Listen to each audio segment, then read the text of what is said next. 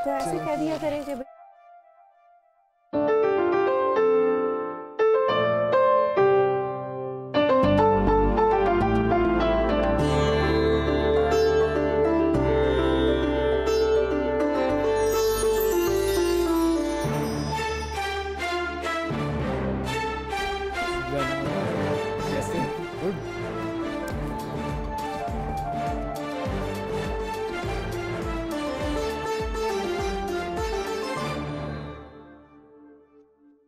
अस्सलाम वालेकुम जी तमाम देखने वालों को बहुत बहुत खुशामदीद प्रोग्राम में। मैं हूं शिफा यूसुफजई और मैं हूं वैस मंगलवाला। मेरी तरफ से भी आप सबको अस्सलाम वालेकुम। खुदा का शुक्र है कि उसने हमें आज की सुबह देखना नसीब फरमाई। और सुबह के वक्त याद रखना है कि सुबह जानदार तो लाइव शानदार, ये जुमला मत भूलिएगा। और आज के प्रोग्राम का आगाज एक और जुमले से कर देते हैं। अच्छा वो क्या? ये जुमला भाई जुमला ले लीजिएगा भाई। जरूर। ठीक है, अच्छा आप भी जुमला ले सही है, लीजिएगा। इंसान नाकामी से कामयाबी की तरफ आ सकता है, सही है, लेकिन बहानों से कामयाबी की तरफ कभी भी नहीं आ सकता। हमारे यहाँ पर मामला यही होता है कि हम बहाने बनाते रहते हैं। हमारे पास हर चीज़ का एक बहाना होता है कि हमने ये काम क्यों नहीं किया, फलाना बहाना, ये चीज़ क्यों ना हुई, फलाना बहाना। तो भाई बहानों से इंसान कभी कामयाब नहीं होता। अगर आपने कामयाब होना है बहानों को छोड़ना पड़ेगा। अगर आपने कामयाब होना है तो बस फिर सिर्फ और सिर्फ एक ही रास्ता है और वो है मेहनत का रास्ता। ऐसा ही है, ऐसा ये है। है। ब्लेम शिफ्ट ना करें, बिल्कुल ब्लेम शिफ्ट करने का गेम नहीं करना। तो इसी बात से आगाज करते हैं हमारे प्रोग्राम का, जिसका नाम है पाकिस्तान मॉर्निंग्स।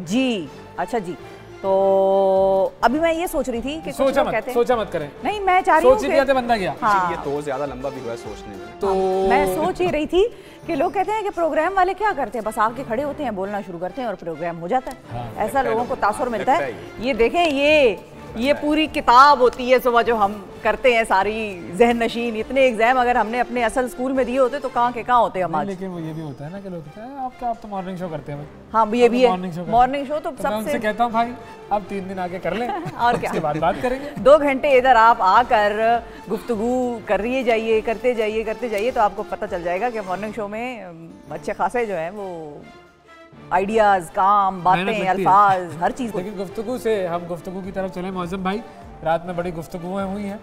वो आप हमें जुमले और जो है ना शेर सुनाते रहते हैं। मैं आज आपकी इजाज़त से शेर से शुरू अरे करना चाहूँगा। इरशाद। मिर्ज़ा नौशाद फरमाते हैं कि अब तक ना उनकी बज़्म में आया था दौरे जाम, साकी ने कुछ मिला ना दिया हो शराब में। तो पता नहीं क्या मिलाया गया है कि बज़्म एक हुई है। और कैन यू बिलीव इट कि PTI और मौलाना फजलुर रहमान से मुलाकात। भाई मौलाना साहब ने तो जो कल धमाके किए हैं, और साथ एक धमाका उन्होंने ये किया कि हफ्ते के रोज उन्होंने मुल्क गिर एहतजाज का ऐलान किया। हाँ, ये एक धमाका जो है ना, ये एहतजाज को मैं कहता हूँ ट्रक की बत्ती। तो ये एक नई ट्रक की बत्ती है। एहतजाज क्या हो रहा है? नहीं वैसे देखें दुनिया में भी तो होते हैं ना। हाँ, दुनिया की बात कर रहा हूँ मैं, पाकिस्तान की बात कर रहा हूँ। मैं तो पाकिस्तान की बात कर रहा हूँ। एहतजाज हर जगह मायने रखते हैं क्योंकि वो एक्चुअली उनको परेशान करते हैं। वो कहते हैं हमारे तसलसल में और वो जो एक स्मूथनेस है उसमें खलल वाक़ई करती है। 2-3 और पॉलिटिकल खबरें वो भी नाज़रीन से बता दें। उमर अयूब PTI के उम्मीदवार, वज़ीर आज़म के, असलम इकबाल पंजाब के वज़ीर आला के लिए, सालार काकर जो हैं बलूचिस्तान के वज़ीर आला के लिए हुए हैं, और आकिबुल्ला जो हैं स्पीकर खैबर पख्तूनख्वा असेंबली के लिए हुए हैं। जबकि MQM ने ये बात की है कि सारे लोग मिल बैठो यार, यानी कुछ करो मेरे दोस्त। और मरियम नवाज जो हैं वो वज़ीर आला बनने की तैयारी भरपूर कर चुकी है। उनका ये दावा है कि 190 उनके पास जो है पूरे नंबर पूरे कर लिए। 186 चूंकि चाहिए होते हैं तो वो 190 का दावा बस सिंगल। लेकिन वैसे मेरा एक सवाल है, आप दोनों से भी है, आप दोनों हज़रात से है, बड़े आप लोग जीरक एंकर हैं। नहीं वो जीरक सियासतदान होता है ना, तो आप लोग जीरक एंकर हैं। सवाल मेरा ये है कि मतलब जो भी जमात जीत गई, ठीक है, अभी जो भी बनाएगी अपनी हुकूमत, तो अगर वो सिंगल लार्जेस्ट पार्टी है या वो हुकूमत बनाने की पोजीशन में है, इंडिपेंडेंस की बात मैं नहीं कर रही क्योंकि उनका तो मामला ही अलग है ना, वो तो अलग ही गेम में। लेकिन जो जमात जीत गई है उसको किसी और के साथ मिलने की और उसको बाकी इंडिपेंडेंट्स को अपने अंदर समोने की क्या जरूरत है? वो तो जीत गए भाई, उसके बगैर ही हुकूमत बना लें। अगर नंबर पूरे नहीं है तो फिर कैसे बनाएंगे? हाँ, नंबर की गेम अलग है वैसे, लेकिन वो क्लेम ये करते हैं ना कि हम आ रहे हैं, हमने बना लिए। वो तो इतने अगर इतने हैं, लेकिन देखिए I think it's a political process में ये होता है कि आपको दूसरों को साथ मिला के चलना भी चाहिए। मेरी अंडरस्टैंडिंग ये है, मेरी अंडरस्टैंडिंग ये है। लेकिन देखें, आप ये बाउंड हैं, जो भी आज़ाद उम्मीदवार होते हैं उन्होंने कहीं ना कहीं तो जाना है, किसी ना किसी पार्टी को ज्वाइन करना है, तो वो उनके लिए बेस्ट ये होता है कि जो पार्टी गवर्नमेंट तो वो इलेक्शन ये कह के लड़ते ना कि आप हमें उस बंदे के नाम पे वोट दें जो जेल में बैठा है, हम साथ दूसरी जमात ज्वाइन कर लेंगे। बाउंड करता है इलेक्शन कमीशन का आइन, उन्हें बाउंड करता है कि वो किसी ना किसी पार्टी में जरूर जाएंगे। तो वो जब उन्होंने जाना है तो डेफिनेटली, अब देखें मैं अगर जीता हूं तो मैं डेफिनेटली गवर्नमेंट में जाके बैठना पसंद करूंगा। तो नॉर्मली ये बस झूठ हो गया ना, वो जो वोट लेकर आए हैं वो झूठ बोल के आए हैं बेसिकली, और जो दूसरी भी साइड है वो भी कह रही है कि आ जाओ भाई, हम तुम्हें रखते हैं, हम तुम्हें अपने अंदर जगह देंगे। मामला गड़बड़ है, मामला बड़ा गड़बड़ है, कुछ और सियासी और अगर तो पाकिस्तान की सियासत, वो कहते थे ना गल विच हो रहा है, सियासत जो है ना वो आपको मायूस नहीं करती। का असर हुआ है भाई भरपूर, कुछ ना कुछ आपको रोज आपको फीड करवाती है पाकिस्तानी सियासत। अब देखें रोज कुछ ना कुछ, आजकल चलो दिन ऐसे हैं कि हैपनिंग्स होनी ही होनी है, लेकिन रोज एक नया पत्ता शो किया जाता है और रोज कुछ ना कुछ नई हैपनिंग। एक दिन लगता है कि बाजी इस तरफ जा रही है, दूसरे दिन पलटती हुई दिखाई दे रही होती है। तो ये आई थिंक जब तक गवर्नमेंट बन नहीं जानी, हम रोज ये डिस्कस कर रहे हैं, देखते रहेंगे। पत्ते खेले कभी आपने? वैसे पत्ते मुझे कम खेले हैं। अच्छा, कम खेले, सही खेलने से इंसान शातिर हो जाता है। वो देखे ना PMLQ वाले जो है, PMLQ वाले, वो भी अब सारी वजारतें मांग रहे हैं, उनकी भी एक डील चल रही है। ये डील की सियासत है, डील। वो हर एक ने चाहना है कि हमारी झोली में भी कुछ डाला जाए, क्योंकि हम आपको वोट दे रहे हैं तो भाई हमें भी तो कुछ दें। वोट दे रहे हैं तो कुछ ना कुछ तो याद है, कुछ लो और तो कुछ दो की बुनियाद पर मामला होता है। क्या कहा आपने, दोबारा बोले प्लीज यार, प्लीज। यस देखिए आजकल यही लग रहा है ना कि सिर्फ विजारतों की जंग चल रही है, मुल्क जाए। खैर मैं नहीं कहूंगा, लेकिन उनका तासुर यही है, बिल्कुल तासुर उनसे यही मिलता है। अच्छा, वो इलेक्शन कमिश्नर जो है हमारे चीफ इलेक्शन कमिश्नर, उन्होंने एक बयान दिया है और उसमें उन्होंने कहा है कि भाई धांधली और नताइज बदलने के इल्जामात लगाने वाले सबूत लेकर आए, मीडिया रिपोर्ट्स पर फैसला नहीं करेंगे। तो इलेक्शन कमीशन नहीं, तो मीडिया रिपोर्ट कहाँ? इलेक्शन कमीशन ने तो ओन चौधरी की जो जीत की नोटिफिकेशन थी वही सस्पेंड कर दी, खुद ही कर दी। हाँ, तो यही सबूत है, और क्या सबूत चाहिए? धांधली और नताइज बदलने पे नहीं, उन्होंने कहा भाई काउंटिंग में मसला हो गया होगा, कुछ हो गया होगा। ऐसा होता है। मनसहरा में जो नवाज शरीफ भी गए थे इलेक्शन कमीशन में, वो भी उनकी उज़रदारी की दरखास्त जो है मुस्तरद कर दी गई है। ये भी जो है खबर है, और उसमें उनके जो मुखालिफ थे उनकी कामयाबी का नोटिफिकेशन भी जारी कर दिया। बिल्कुल, सब छोड़ें, हर सियासत छोड़ें, क्रिकेट की बात करें। कल क्रिकेट शुरू हो रही है। क्रिकेट अभी तो क्रिकेट से पहले जो झटका लगा क्रिकेटर को, उसकी बात क्रिकेटर को झटका लग गया भाई, हारिस रऊफ को। वो जो सेंट्रल कॉन्ट्रैक्ट है, हारिस रऊफ हमारे स्पीड स्टार हैं, डेफिनेटली उनकी तरफ से थोड़ा सा कभी स्पीड ज्यादा होती है तो उसी स्पीड से छक्के लगते हैं उनको फिर। लेकिन देखें, जब आप सेंट्रल कॉन्ट्रैक्ट में हैं और आपको इतनी जो है ना बिल्कुल इज्जत मिली हुई है कि आप पाकिस्तान को रिप्रेजेंट कर रहे हैं, तो फिर आप कम से कम ये ना करें लीग और पाकिस्तान, अब इन दोनों चीजों में से आपने पाकिस्तान को चुनना है ना, तो आपने तो हुआ क्या? मुझे जरा इसका कॉन्टेक्स्ट बताएं ना मुझे। जी मैडम को प्लीज बताएं। हुआ ये है कि ये मुझे पता है, हारिस रऊफ का कॉन्ट्रैक्ट पाकिस्तान ऑस्ट्रेलिया जा रहा था खेलने के लिए दिसंबर में, सीरीज टेस्ट सीरीज बहुत अहम सीरीज होती है ऑस्ट्रेलिया के खिलाफ, और ऑस्ट्रेलिया में खेलना। तो उनको कहा गया कि चूंकि हमारे दीगर बॉलर्स जो अनफिट हैं तो आप काइंडली फिट हैं तो आप चले जाएं। ठीक है, वो जनाब ने मौसूफ ने फरमा दिया कि आई एम नॉट अवेलेबल, मैं बिग बैश खेलूंगा, मैं बिग बैश ऑस्ट्रेलिया में लीग खेलूंगा। अच्छा ठीक है। अच्छा देखो, इसमें दो चीजें हैं मौसम भाई, देखो बात ये है, अलाउड है वैसे रूल के तहत उनको? अलाउड तो NOC देती है PCB, तब जाके कोई बंदा लीग खेल सकता है, लेकिन क्या कौमी जिम्मेदारी पहले है या लीग से पैसा कमाना पहले है? वो तो पर्सनल उसका सवाल है। अब ऐसा क्या होता है? नहीं ना, आप पाकिस्तान का सेंट्रल कॉन्ट्रैक्ट है, भारी मुआवजा मिल रहा है, आपको पाकिस्तान का सेंट्रल कॉन्ट्रैक्ट दिया गया, आप पाकिस्तान के खिलाड़ी हैं, पाकिस्तान की टीम से खेलेंगे। इतना अगर सोची होती तो फिर तो क्यों नहीं सोच रहे भाई? नहीं देखें, अगर तो फिर जो चीज इतनी इंपॉर्टेंट होती है ना, वो कागज के ऊपर जरूर होती है, कागज पे लिखा हुआ होता है। अगर तो उनके कॉन्ट्रैक्ट में ये लिखा है, हाँ तो बस फिर बात में ये लिखा होता है कि आप कभी भी कौमी, जब आपको जिम्मेदारी के लिए बुलाया जाए तो आप ना नहीं कर सकते। सही है, बस यहाँ फिर नहीं, मैं समझ गई, और ये मैं वही समझी हुई हूँ जो मैं समझाने की कोशिश कर रही थी। मैं इस पे ये भी कहना चाहूँगा कि ये थोड़ी सी गैर जिम्मेदारी इस वजह से भी है कि आप पाकिस्तान को दूसरे नंबर पे रख रहे हैं, आपको इतनी इज्जत पाकिस्तान एक साइड हो गई। अब मैं चूंकि सियासतदानों से मिलता रहता हूँ ना, तो दूसरी साइड लेकर आता हूँ। अब मैं आप लोगों के सामने एक नई कहानी लाता हूँ। अच्छा ठीक है भाई, अब कहानी क्या है? हारिस रऊफ T20 का स्पेशलिस्ट बॉलर है भाई, वो टेस्ट का नहीं है। हारिस रऊफ T20 के बेहतरीन बॉलर्स में शुमार होता है। ओके। तो टेस्ट मैच खेल के वो अपने आप को जाया करे। टेस्ट मैच में एक दिन में जब आपको 25 ओवर करने पड़ते हैं ना, ये किसी क्रिकेटर ने फैसला नहीं करना, क्रिकेटर ने ही फैसला करना होता है। ये सेंट्रल कॉन्ट्रैक्ट में पीसीबी ने फैसला करना है कि हमें कब कौन कहां चाहिए। का प्रॉब्लम है, ये पीसीबी का प्रॉब्लम है। देखिए हमें पता है कि जो टेस्ट क्रिकेट का बॉलर होता है उसने एक दिन में 25-25 ओवर कराने होते हैं। पीसीबी को नहीं पता होगा ना ये।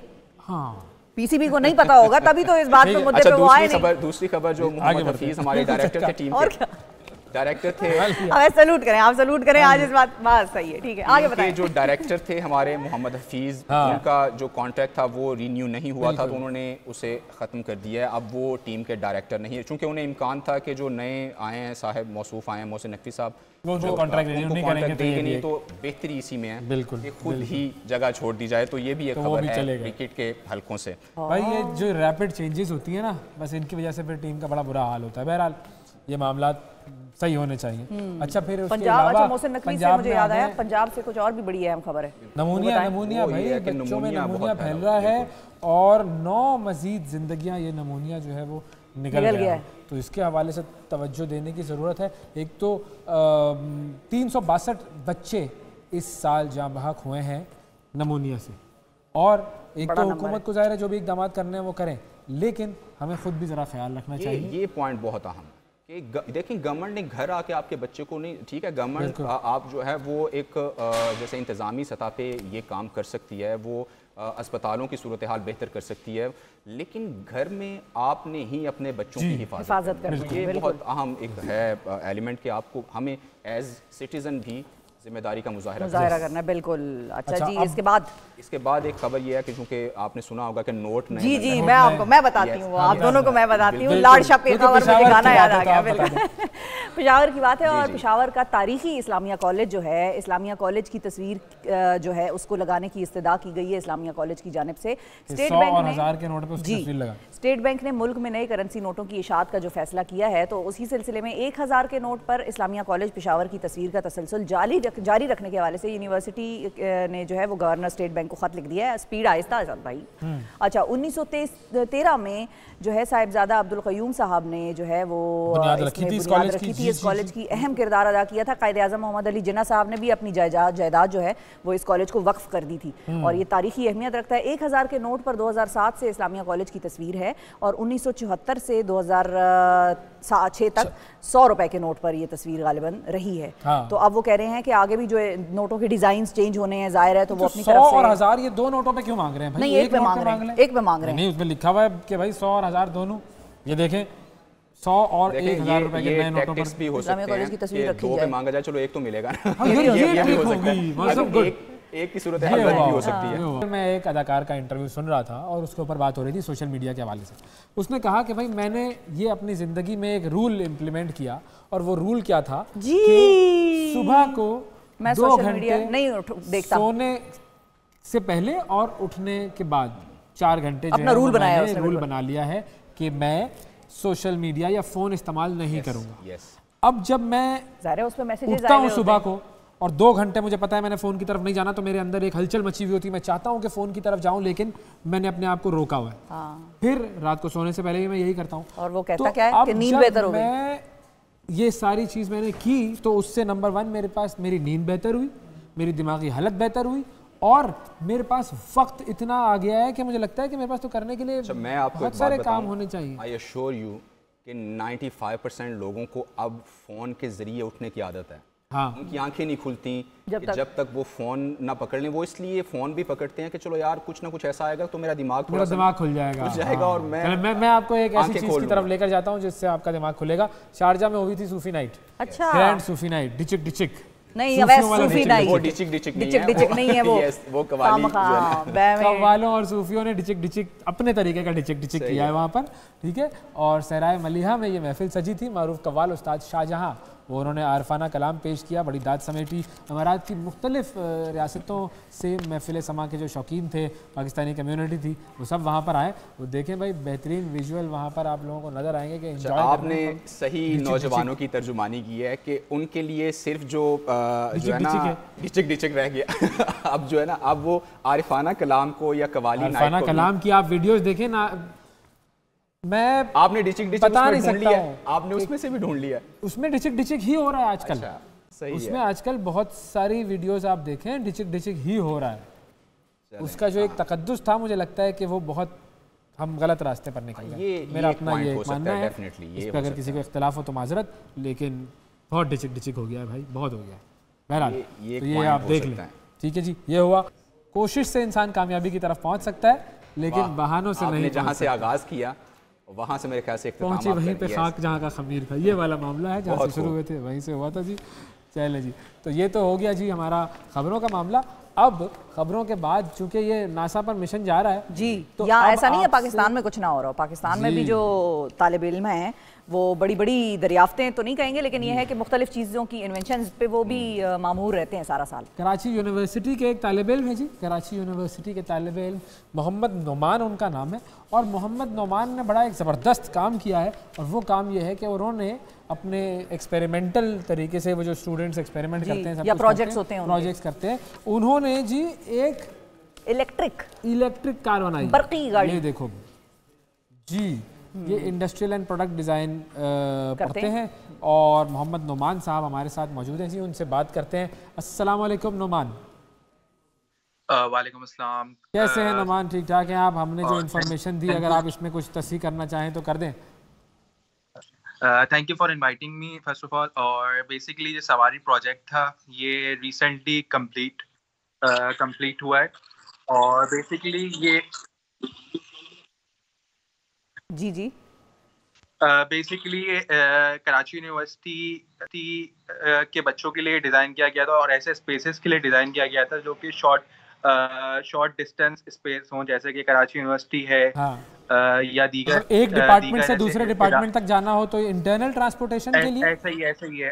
उसमें मसला होता था कि एक गेट से डिपार्टमेंट आने तक बच्चों को बहुत यार सही बता रहा हूँ, मैं जब जाता था ना वहाँ पर गेट पे उतारती थी बस, ठीक है। अब जब बस ने गेट पे उतारा, उसके बाद डिपार्टमेंट जब जाना होता था हमें कंप्यूटर साइंस, तो वो उल्टे हाथ पे निकल के इतना लंबा चलना पड़ता था यार। तो इतना भी ना चलें, वैसे ही हम नहीं चलते। गाड़ी बना दी उसने जवान ने। इतना भी ना चलो भाई।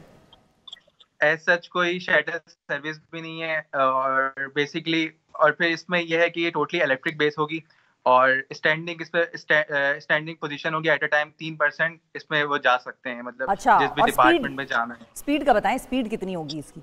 स्पीड जब मैं शॉर्ट डिस्टेंस की बात कर रहा हूँ और इन स्पेसेस की बात कर रहा हूँ जहाँ वो कमर्शियल स्पेसेस नहीं है, तो मैंने स्पीड इसका कम ही रखी थी, क्योंकि पॉस्चर मैक्सिमम 35-40 स्पीड है, ज़्यादा नहीं होगी, क्योंकि इसमें स्टैंडिंग पॉस्चर है तो उसको भी देखना था कि सिटिंग पॉस्चर नहीं है ना, तो उसमें बैलेंसिंग का भी इशू आएगा, तो वो चीज़ें भी हैंडल करनी थी। तो ये जो आपने बनाई गाड़ी, ये गाड़ी का जो बनाने का प्रोसेस था, इसका ख्याल क्यों आया? ये कोई आपने स्पेसिफिकली खुद अपने लिए प्रोजेक्ट लिया था या डिपार्टमेंट का प्रोजेक्ट था? ये मामला क्या था और फिर कैसे आपने किन मराहिल से गुजर के ये बनाई? अच्छा, मैं इसको आपको बताऊं, इसमें ये हुआ था कि यूनिवर्सिटी के जो 4 साल थे मैं ऑब्जर्व यही कर रहा था, क्योंकि शुरू में मेरे पास भी कोई ट्रांसपोर्ट नहीं थी, तो मुझे भी एक मुश्किल का सामना होता था कि मैं पब्लिक ट्रांसपोर्ट से तक गेट तक तो आ जाता था, बट उसके बाद जो डिपार्टमेंट जाना था ना, फिर किसी से लिफ्ट लेना या इस तरह करना, तो वो एक हर्डल थी। तो हमारे 4th ईयर में हमें टॉपिक डिसाइड करना होता है, अपना थीसिस टॉपिक। तो मैंने फिर इसी चीज़ को डिसाइड किया कि मुझे ऐसी कोई शटल सर्विस एक इलेक्ट्रिक बनानी है जो कि सबको केटर करे और सबको आसानी पैदा करे, ना कि ये कराची यूनिवर्सिटी और बाकी डिपार्टमेंट के लिए भी ये यूज़ हो सकती है, जैसे NED हो गया या नेस्ट हो गई, और हॉस्पिटल्स में भी ये चल सकती है जहाँ ऐसे डिस्टेंस है, but not for commercial use. ये रोड वगैरह इस तरह के लिए जगहों के लिए नहीं है। तो इसकी कॉस्ट कितनी आई आपको बनाने में? अच्छा, ये जो है मैंने जो बनाया था ये आपने शायद देखा हो वीडियो में, थीसिस प्रोजेक्ट में, ये मॉडल था, मॉडल। हाँ, प्रोटोटाइप। तो इसकी कॉस्ट तकरीबन 80 to 1 लाख तकरीबन आई थी टोटल ओवरऑल थीसिस प्रोजेक्ट में, बट जब ये फंक्शनल जाएगा तो इसकी तकरीबन वो 3 to 4 या इससे भी 3 to 4 तकरीबन इस तरह ही आएगी पर उसमें। अच्छा, और इसमें इसको आपने चूंकि अब ये मॉडल बना लिया, 80,000 से 1 लाख रुपए की कॉस्ट आ गई आपकी, इसकी चार्जिंग का प्रोसेस भी बताइए हमें कि ये चार्जिंग का प्रोसेस क्या होता है और वो किस तरीके से होता है? हाँ, बेसिकली मैं वो भी बता देता हूँ। इसकी जो मोटर्स हैं वो हब मोटर्स लगेंगी जो मैंने सजेशन दी थी, और जो बैटरीज हैं वो इसकी बेस पे आएंगी। जो स्टैंडिंग पोजीशन है उसकी जो बेस है, ताकि वेट बैलेंसिंग भी रहे। तो वहाँ वहाँ बैटरीज आएंगी हमारी, और पर चार्ज पे तकरीबन 80 to 90 किलोमीटर देंगी, जो मैंने एक सजेशन दिया इसमें दिया है। सही है। और इसका जितना भी निज़ाम, जो भी सिस्टम्स आपने लगाए हैं, वो सारे वेदर रेजिस्टेंट हैं, मतलब सर्दी, गर्मी, बारिश? एग्जैक्टली। बैटरी की भी एक लिमिट होती है, 2 साल मैक्सिमम 2.5 साल, तो उसके बाद वो रिप्लेस होनी ही होती है। तो ये है। कमर्शियली कितना वायबल है ये प्रोजेक्ट? कमर्शियली ये वायबल है, क्योंकि मैंने इसमें जो स्पेसेस को मैंने फोकस किया है, उनकी नीड बहुत ज़्यादा है। और इसमें जो इन रिटर्न है, इसमें मैंने ना ऐप का भी एक वो डाला था कि बच्चे ऐप से स्कैन करेंगे, आपने शायद वो देखे हो विजुअल्स। एक ऐप होगी, उससे स्कैन करेंगे, आपको पैसे देने की कोई ज़रूरत नहीं है, जस्ट आपने स्कैन करना है QR कोड, और अपनी वो जो भी आपकी अमाउंट है वो आपके अकाउंट से, हर बच्चे का या जो भी होगा एक अमाउंट कट जाएगी इसमें। तो कमर्शियली इसको स्पॉन्सर भी किया जा सकता है डिफरेंट, क्योंकि इसमें ऐसी जगहें दी गई हैं कि पब्लिसिटी अगर कोई ब्रांड स्पॉन्सर करना चाहे तो उसके लिए भी एक जगह दी गई है, 2-3 जगह, तो वो भी एक स्पॉन्सरशिप का वो भी हो सकता है। बाकी इंशाल्लाह इस पे मैं वर्क कर रहा हूँ कि स्पॉन्सर मुझे कोई मिले तो इसको मैं फंक्शनल की तरफ लेके जाऊँ। अच्छा, अब आपने ये जो बनाया है, तो अभी तक आपने इसको कहाँ कहाँ डिस्प्ले किया है, या कहीं कोई गवर्नमेंट से या इंडस्ट्रीज वालों से बातचीत हुई आपकी? कुछ लोगों से मेरी बातचीत हुई और चल भी रही है इस पे। जैसे ही मुझे कोई एक अच्छा ऑप्शन मिलेगा तो मैं इसको लेके जाऊंगा। और मैंने खाली अभी कराची यूनिवर्सिटी में इसको डिस्प्ले किया है। सही है, ठीक है जी, बिल्कुल जी, जबरदस्त, वेरी गुड नुमान। ये देखें, वो कहते हैं ना, अपनी दुनिया आप पैदा कर अगर जिंदों में है। भाई उसको मसला था ट्रांसपोर्टेशन का, उसने कहा मैं अपनी ट्रांसपोर्ट खुद बनाऊंगा। बिल्कुल, ये जज्बा चाहिए भाई। और औरों का भी मसला उसने हल कर दिया। यस, और आप किसी भी प्रॉब्लम को सॉल्व करते हैं तो उस प्रॉब्लम को आप सिर्फ अपने लिए सॉल्व नहीं करते, आप बाकी दुनिया के लिए भी सॉल्व करते हैं, and that is where a good business is created. बिल्कुल ऐसा ही है। आपने लोगों की प्रॉब्लम सॉल्व की, एक बिजनेस मॉडल बना, अब आप उसके ऊपर कैपिटलाइज करें उस चीज़ को। फिर हाँ, बिल्कुल ऐसे ही। Good, very good Numan.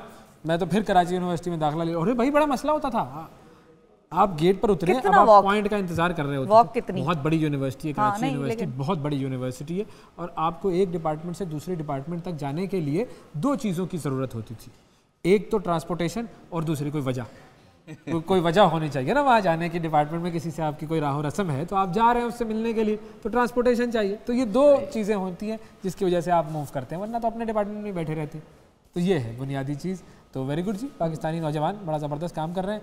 वक्फा ले लें, वक्फे की तरफ बढ़ेंगे, और वक्फे के बाद जब वापस आएंगे तो आपसे दोबारा मिलेंगे। Stay with us.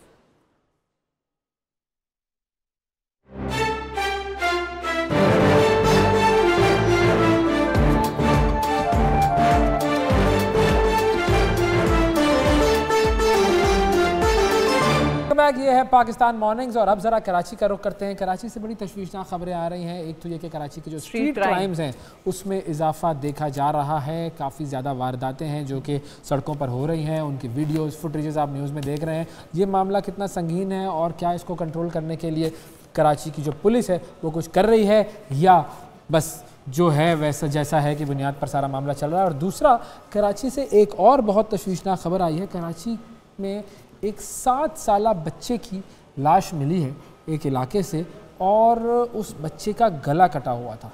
अब ये एक इतना तशवीशनाक वाक़या है, जो लोग थे वहाँ पर उन्होंने बच्चे की चीखने की आवाज़ें सुनी। बच्चा जो था वो अपने स्कूल से घर वापस आया था, और उसके बाद दरवाज़े पर दस्तक हुई, वो कहीं बाहर निकला है और उसके बाद नहीं मिला वो बच्चा। बहरहाल फिर उसकी वालिदा ने 2 घंटे के बाद तलाश करने के बाद उसके वालिद को ख़बर की, फिर उसके बाद लोगों ने तलाश करना शुरू किया, तो फिर उसकी लाश मिली। और ये जो वाक़या है इसकी तफसील क्या है, इस हवाले से हम बात करते हैं। हमारे जो नुमाइंदे हैं कराची के, जनाब रजब अली साहब, उनसे हम बात करते हैं। अस्सलाम वालेकुम रजब अली साहब। वालेकुम अस्सलाम। बहुत शुक्रिया रजब साहब, आपने वक्त निकाला। सबसे पहले तो आपके पास इस वाक़े की क्या तफसीलात हैं? कुछ तो वो तफसीलात हैं जो इनिशियली मीडिया पर आ गई, लेकिन इसके अलावा जो हमने बताया कुछ और डिटेल्स हैं ऐसी जो आप शेयर करना चाहेंगे हमारे साथ? देखें, इस तरह का वाक़यात जो है वो शहर में अमूमन जो है वो कम देखे जाते हैं। यहाँ पर कराची में लेकिन ये बड़ा दिलखराश वाक़या हुआ है और बच्चा शदीद ज़ख्मी हालत में मिला। ऐसी हैं कि जो सामने नहीं भी आ सकें। जिस खातून ने इस बच्चे को, असल में हम अगर इब्तिदा से बात करें तो इस बच्चे के घर का और जाए वक़ुआ का डिस्टेंस भी बहुत ज़्यादा नहीं है। अगर हम पैदल भी अगर चलें, वॉक करें तो 5 से 7 मिनट या बहुत हुआ तो 10 मिनट के अंदर जो है वो उस मुकाम पर हम पहुँच जाते हैं। और जब बच्चा जब गायब हुआ है और उसके बाद से जब पहली मरतबा जिस खातून ने उस बच्चे को उस मकाम पर देखा था, उस दौरान जो है तकरीबन जो है वो 40-45 मिनट का ये वक्त है। तो इसमें ये अगर कहा जाए कि कोई किसी शख्स ने, किसी प्रोफेशनल ने अगवा किया था और उसके बाद जो है बच्चे को फेंक दिया, तो ऐसा लग नहीं रहा है इस वाक़े में। चूँकि पुलिस जो है अभी जो है तमाम मामला इब्तदाई तौर पे, और ये भी बात पता नहीं लग सकी है कि बच्चे को आया किस तेज़धार आले की मदद से जो है वो उसे उसका गला काटा गया। अलबत्ता लाश के करीब से एक बोतल का टूटा हुआ शीशे का एक टुकड़ा जो है वो पुलिस को मिला है, जो पुलिस ने तहवील में ले लिया है। शक यही किया जा रहा है, हो सकता है कि उस शीशे की मदद से उसका गला जो है वो काटा होगा। खातून ने पहली मरतबा उसको देखा था, बच्चा शदीद जख्मी हालत में था, और 1122 पे जब कॉल की गई तो बताया गया कि जी काफ़ी देर उन्होंने तफ्तीश में ही जो है वो निकाल दी। बहरहाल किसी तरीके से बच्चे को जब अस्पताल पहुंचाया गया तो बच्चा फौत हो चुका था। तो ये सूरत हाल, पुलिस का ही कहना है कि इब्तदाई तौर पर जो घर वाले, क्योंकि बच्चा जो है 3 बहन भाइयों में दरमियान में था और माँ बाप दोनों जो है वो मुलाजमत पेशा है, दोनों जो है वो घर पर उस वक्त मौजूद नहीं थे। बच्चे का एक कज़न है जो 16 साल की उम्र का तकरीबन है, जो कि थोड़ा बहुत समझदार था, उसी ने वो उस वक्त घर के अंदर मौजूद था जिस वक्त ये अबान जो घर से निकला है। घर पे जब दस्तक हुई है तो वो बच्चा जो 15-16 साल का है वो वॉशरूम में था, क्योंकि वो भी स्कूल से आया था और चेंज करने के लिए वॉशरूम गया था। तो इस दौरान जब घर पे दस्तक हुई तो बच्चे ने जो है, बड़े बच्चे ने छोटे बच्चे को मना किया कि आप दरवाज़ा नहीं खोलना, खिड़की में से देख लो झाँक के कि कौन आया है। तो उस बच्चा का कद शायद इतना नहीं था, उसने कहा मुझे कुछ नज़र नहीं आ रहा, लिहाजा उसने जब दूसरा बच्चा जब वॉशरूम से निकला है तो बच्चा नहीं था घर में, और बाहर देखा तो फिर उसके बाद बच्चा नहीं मिला और इस तरीके से वाक़या हुआ। लेकिन फौरी तौर पर जो है उसके वालिदैन या ख़ानदान वाले इस कदर गम से निढाल थे कि कोई बात वो बता नहीं सके। लिहाजा पुलिस ने 302 की दफ़ा के तहत, कत्ल अहमद की दफ़ा के तहत FIR तो दर्ज कर ली। पुलिस का कहना है कि इब्तदाई तौर पे, फौरी तौर पे तो उन्होंने कुछ नहीं बताया। हो सकता है ख़ानदान वाले, रिश्तेदार वाले, अहले मोहल्ला बाद में कोई बात सामने आए, तो पुलिस ने इब्तदाई तौर पर अतराफ़ में कुछ मुस्तवा अफराद को जो है वो शामिल तफ्तीश भी किया है, क्योंकि केस बहुत जो है वो सेंसिटिव हो गया है। अच्छा, कराची में जो स्ट्रीट क्राइम्स में जो इजाफा हुआ है उसके हवाले से भी अगर आप हमें कुछ आगाह कर सकें। देखें, स्ट्रीट क्राइम में अगर हम पिछले चंद महीनों की अगर बात करें, निगरान गवर्नमेंट जब से आई थी, उसके बाद उससे पहले भी जो है वो जब मौजूदा गवर्नमेंट थी, वज़ीर आला सिंध मुराद अली शाह की जब गवर्नमेंट थी, तो उसी वक्त जब स्ट्रीट क्राइम बहुत ज़्यादा बूम हो गया था, तकरीबन 250 से ऊपर जो है वो पर डे का जब फिगर चला गया था, तो उसके बाद पुलिस ने अपनी जो है वो सख्त हिकमत अमली जो है वो इख्तियार की थी। लेकिन उसका भी नतीजा जो है वो कोई बहुत ज़्यादा ख़ास नहीं निकला, जिसका जो है वो अलल ऐलान जो है इन्होंने, जो खादिम हुसैन रिंद जो पुलिस चीफ कराची है इस वक्त निगरान गवर्नमेंट में जो आए थे, उन्होंने इस बात का एतराफ़ भी किया कि जी जो हम मुल्ज़िमान को पकड़े, तकरीबन पिछले साल जो ये 6-7-8 महीनों के दौरान मजमूई तौर पे कुछ 6000 के करीब स्ट्रीट क्रिमिनल्स पकड़े गए, लेकिन उन्हें सजाएं नहीं हो सकी। ये एक बड़ा जो मसला था प्रोसिक्यूशन और इन्वेस्टिगेशन का। तो उस मसले के हल के लिए भी पुलिस जो है वो कोशिश कर रही है, और इस वक्त जो है वो लीगल इंस्पेक्टर्स की भर्ती की गई है, खास तौर पे इसी वजह से कि प्रोसिक्यूशन और इन्वेस्टिगेशन के मामलात को हल किया जा सके। जिनकी अभी जो है वो इब्तदाई ट्रेनिंग मुकम्मल हो गई है, इब्तदाई तरबियत के बाद उन्हें जो है वो अब जो है उनकी ट्रेनिंग बाकायदा तौर पर शुरू हो गई, जिसके बाद उम्मीद है कि कुछ अच्छे नताइज जो है वो सामने आएंगे। अलबत्ता सबसे ज्यादा करेंगे हमारे साथ रजब अली साहब मौजूद थे हमारे के। या अल्लाह तू ही हम पर रहम फरमा, हम खुद पर रहम करने के लिए तैयार नहीं है। ये जो कुछ हमारे माशरे में हो रहा है, एक हमने वो वाक़या जिसने हम सबको हिला दिया था, वो ज़ैनब वाला वाक़या था, और उस बच्ची के साथ तो ज़ाहिर है जो कुछ भी हुआ, और उसके बाद ऐसी बहुत सारी बच्चियाँ और बहुत सारे ऐसे बच्चे जिनके साथ ज़्यादतियाँ हुई, जिन्हें कत्ल कर दिया गया। और अब ये एक अलग मामला हमारे सामने आया है कि गला काट कर, सोचने की कोशिश कीजिए कि अगर वो जो शीशे का जो कटा हुआ जो टुकड़ा था, शीशे का टुकड़ा, अगर उससे उस बच्चे को उसका गला काटा गया है तो उसकी क्या हालत होगी, और वो कितना सफ़ाक इंसान होगा कि जिसने ये किया। और उसके बाद फिर हम कहते हैं कि सज़ाएं नहीं मिलती। तो इसीलिए मैं कहता हूँ कि या अल्लाह तू ही रहम फरमा, हम रहम करने के लिए कुछ भी नहीं कर रहे। वक्फा लेते हैं, वक्फे के बाद मिलते हैं।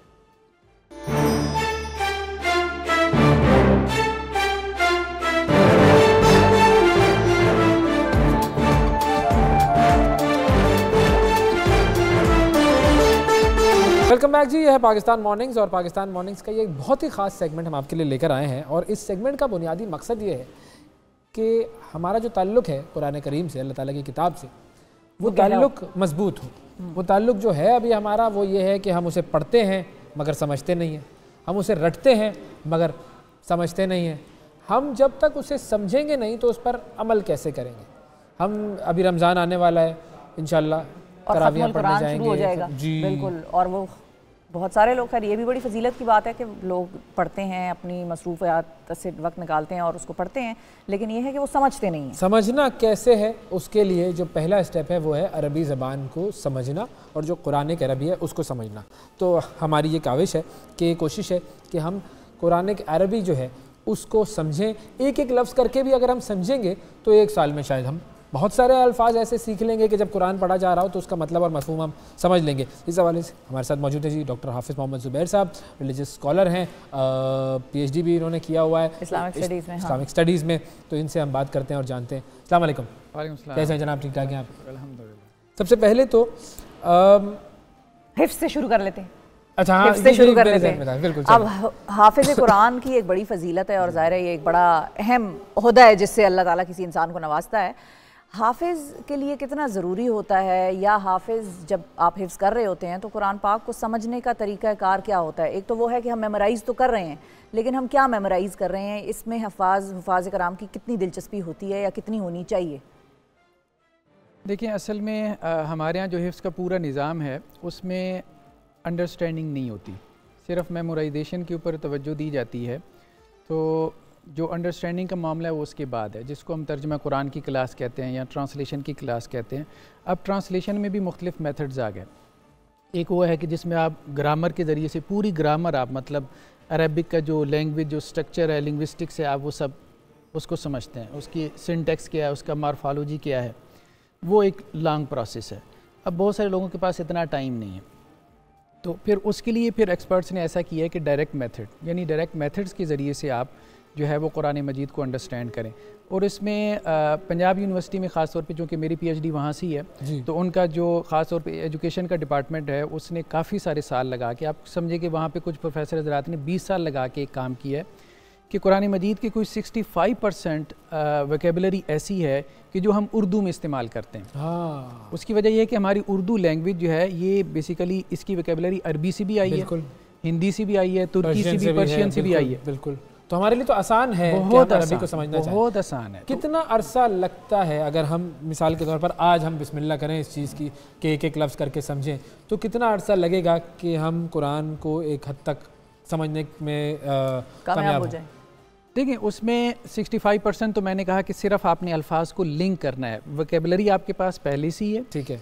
मालिक यौमिद्दीन, ठीक है, अब मालिक का लफ्ज़ भी, यौम का भी मतलब ही, और इसी तरह दीन भी हमारे यहाँ इस्तेमाल होता है। तो पूरी आयत में तीनों अल्फाज हैं जो आपकी उर्दू में इस्तेमाल हो रहे हैं, सिर्फ आपने उसको लिंक करना है। और इस पर काम माशाल्लाह से हुआ है कि फुट नोट्स में वो लिंक कर देते हैं कि जी ये देखें, ये हमारे यहाँ, जैसे कुरान में एक है आयतुल कुर्सी, वासिया कुर्सी, अब कुर्सी हमारे यहाँ उर्दू में इस्तेमाल होता है। तो 65% तो वोकेबलरी आपके पास पहले ही है। हाँ, आप कुरान को अंडरस्टैंड कर रहे हैं। अब कुछ अल्फाज ऐसे हैं कि जो कि अरबी में उनका मतलब कुछ और है और उर्दू में मतलब कुछ और है, लफ्ज़ हम समझेंगे कि ये तो उर्दू वाला लफ्ज़ लिखा हुआ है। ऐसे 15% है। अच्छा। और उनमें भी आप समझे कि इसके अलावा जो हैं वो तकरीबन रिपीटेड है, तो वो रिपीटेड अल्फाज को आप याद कर लें। बकाया जो असल में आपके लिए चैलेंजिंग होता है वो 15% वोकेबलरी है। अच्छा। तो वो आप आराम से, मेरे ख्याल में 2 साल में भी बहुत थोड़ा थोड़ा करके भी आप करें तो आप आगाज़ करते हैं। शुरुआत कहाँ से करनी चाहिए वैसे? बस शुरुआत करवाएं बस हम। बताएं कि हमने सीखना शुरू करना है आज आपसे, तो पहला लफ्ज़ क्या होगा, उसकी क्या डायमेंशंस होगी, बस आगाज़ करते हैं। हम इस बात से आगाज़ करते हैं कि अल्लाह के रसूल सल्लल्लाहु अलैहि वसल्लम के बारे में कुरान में 4 मुकामात पे एक बात आई है। अच्छा, ये बात बहुत अहम है कि कुरान में एक चीज़ अगर इम्पॉर्टेंट है तो अल्लाह ताला उसको रिपीट करते हैं, दोहराते हैं। हमारे यहाँ भी यही है टीचिंग मेथडोलॉजी कि आप चीज़ को रिपीट करते हैं अगर उसकी इंपॉर्टेंस है। तो अल्लाह ताला ने कुरान में ये चीज़ 4 मरतबा कही कि नबी करीम सल्लल्लाहु अलैहि वसल्लम क्या करते हैं, युअल्लिमुहुमुल किताब, ठीक है, उनको किताब की तालीम देते हैं, व युज़क्कीहिम, और उनका तज़किया करते हैं।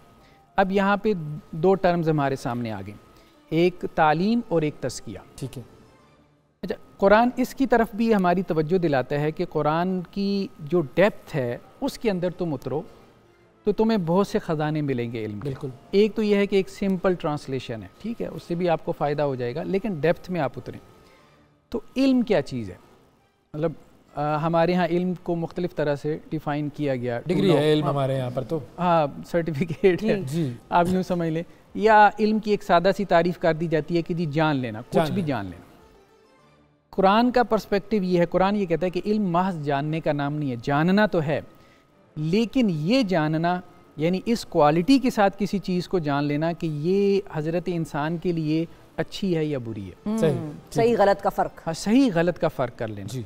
यानी आप गुड एंड ईवल में डिफ्रेंशिएट कर सकें, आप खैर और शर में तमीज़ कर सकें। महज जानना ये कुछ भी नहीं है, क्योंकि महज जानने से इंसान की इस्लाह नहीं हो सकती। बिल्कुल ठीक। तो तालीम का लफ्ज़ जो है वो कुरान ने इस माने में इस्तेमाल किया। एक जगह पे कुरान में सूरह अनकबूत में है कि अल्लाह ताला ये कहते हैं कि हम लोगों के ऊपर आजमाइश डालते हैं। आजमाइश डालने का मकसद क्या होता है? फ़लयअलमन्नल्लाहुल्लज़ीना सदक़ू वलयअलमन्नल कादिबीन, ताकि अल्लाह ताला डिफ्रेंशिएट कर दें कौन है जो कि आजमाइश में पूरे उतरे और कौन है जो कि आजमाइश में नाकाम हुई है। जैसा कि हमारे यहाँ टेस्ट का निज़ाम है, ठीक है, एवेल्यूएशन का निज़ाम है, तो अल्लाह ताला के यहाँ भी टेस्ट और एवेल्यूएशन का, तो अल्लाह ने डिफ्रेंशिएशन के लिए इल्म का लफ्ज़ इस्तेमाल किया। बिल्कुल सही। तो जब आपके अंदर ये क्वालिटी पैदा हो जाती है कि आप ये डिफ्रेंशिएट कर सकें कि ये अच्छा है ये बुरा है मेरे लिए, मेरी दुनिया के लिए, मेरी आखिरत के लिए, तो ये बेसिकली नॉलेज है, ये बेसिकली इल्म है। तो कोई एक लफ्ज़ ऐसा जो आज आप हमें सिखा सकें कि भाई ये इसकी डायमेंशंस हैं, इस तरह इस्तेमाल 15% में से जिसका ताल्लुक हमारी उर्दू फारसी वगैरह से ना हो, उसमें इसी आयत के अंदर एक लफ्ज़ इस्तेमाल हुआ तज़किया। तज़किया मीन प्योरिफिकेशन, ठीक है। अल्लाह के रसूल सल्लल्लाहु अलैहि वसल्लम जो तब्दीली लेके आए, चेंज आई पूरी सोसाइटी में, आप अकेले थे। गारे हिरा में वही आई, आप अकेले थे, पूरी सोसाइटी मुखालिफ थी, ठीक है। आइडल वर्शिप थी, जुल्म था, इनजस्टिस था, सब कुछ था। आपने 23 इयर्स में पूरी सोसाइटी को चेंज कर दिया, पूरी मतलब अपने सोच के मुताबिक, ठीक है, जो भी आपका नुक्ता नज़र या नैरेटिव था। ये सब आपने किया कैसे? तो आपने दो काम किए, एक तालीम और एक तज़किया। तालीम में अच्छे और बुरे की तमीज़ सिखाई। आप यूँ समझ लें कि तालीम और तज़किया दो चीज़ें हैं। तालीम से मुअल्लिम बना है जिसको हम टीचर कहते हैं, तज़किया से मुज़क्की बना है जिसको हम मेंटोर कहते हैं। बहुत से टीचर्स हमारे असातिज़ा वो जस्ट इंफॉर्मेशन तो पास कर सकते हैं लेकिन आपकी तरबियत नहीं कर सकते, मेंटोर नहीं होते अच्छे वो। अच्छा, तालीम में और तरबियत में कुरान फ़र्क करता है। कुरान कहता है नॉलेज दे देना अच्छे और बुरे का, इससे अगला कोई अच्छा बुरा नहीं बन जाएगा। बिल्कुल, आपने उसको अच्छाई और बुराई के ऊपर खड़ा करना है जी। अमर बिल मारूफ व नही अनिल मुनकर भी इसी तनाजुर में, हाँ, इसी तनाजुर फिट आ जाएगा हमारे लिए। तो बेसिकली तज़किया प्योरिफिकेशन का नाम है कि आप किसी को प्योरीफाई करें और आप उसको अमल के ऊपर खड़ा कर दें। मिसाल के तौर पे मैंने किसी को बताया कि झूठ बोलना बुरी बात है, ठीक है, और हो सकता है मैं खुद झूठ बोल रहा हूँ, ठीक है, तो इसका मतलब ये है कि मैं मुअल्लिम तो हूँ लेकिन मैं मुरब्बी नहीं हूँ, मेंटोर नहीं हूँ। मेंटोर मैं उस वक़्त बनता हूँ जब मैं ख़ुद भी झूठ से बचूँ और जो मेरा स्टूडेंट है उसको भी मैं इस बात के ऊपर ले आऊँ, वो मुझे देख के वो भी झूठ छोड़ दे। तो आप सल्लल्लाहु अलैहि वसल्लम ने लोगों को सिर्फ इल्म नहीं दिया, अमल के ऊपर भी खड़ा किया। बिल्कुल। तो तज़किया जो है ना, तज़किया बेसिकली कुरान ने ये जो लफ्ज़ उठाया है बहुत सारे मकामात पे इसको इस्तेमाल किया कि देखो अल्लाह ताला ने इंसान के अंदर खैर भी रख दिया, शर भी है। सब्सटेंस हमारे यहाँ शर का भी है, गुड ईवल दोनों हमारे, मतलब हमारे अंदर मोहब्बत भी है, नफ़रत भी है। बिल्कुल बिल्कुल, सारे जज्बात हैं, सारे जज्बात।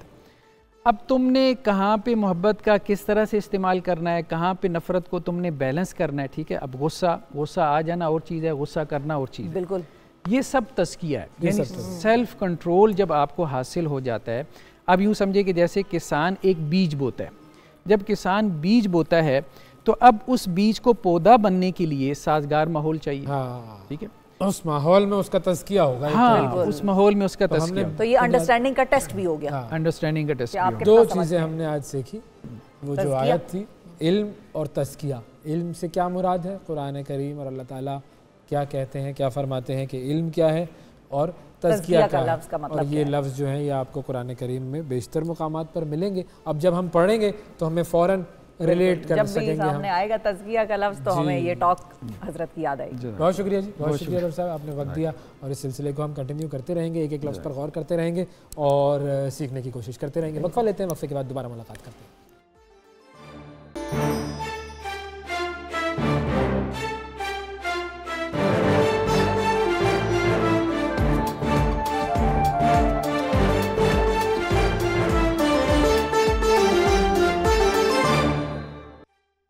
वेलकम बैक जी, वेलकम बैक। सियासी गर्मा गर्मी तो थोड़ी सी ठंडाई की तरफ जा रही है और उसके साथ एक और गर्मा गर्मी पाकिस्तान के इस वक्त तूल अर्ज में मुतारफ हो चुकी है और वो है पीएसएल की गर्मी। क्रिकेट की गर्मा गर्मी PSL 9, PSL का नवा एडिशन शुरू होने जा रहा है कल।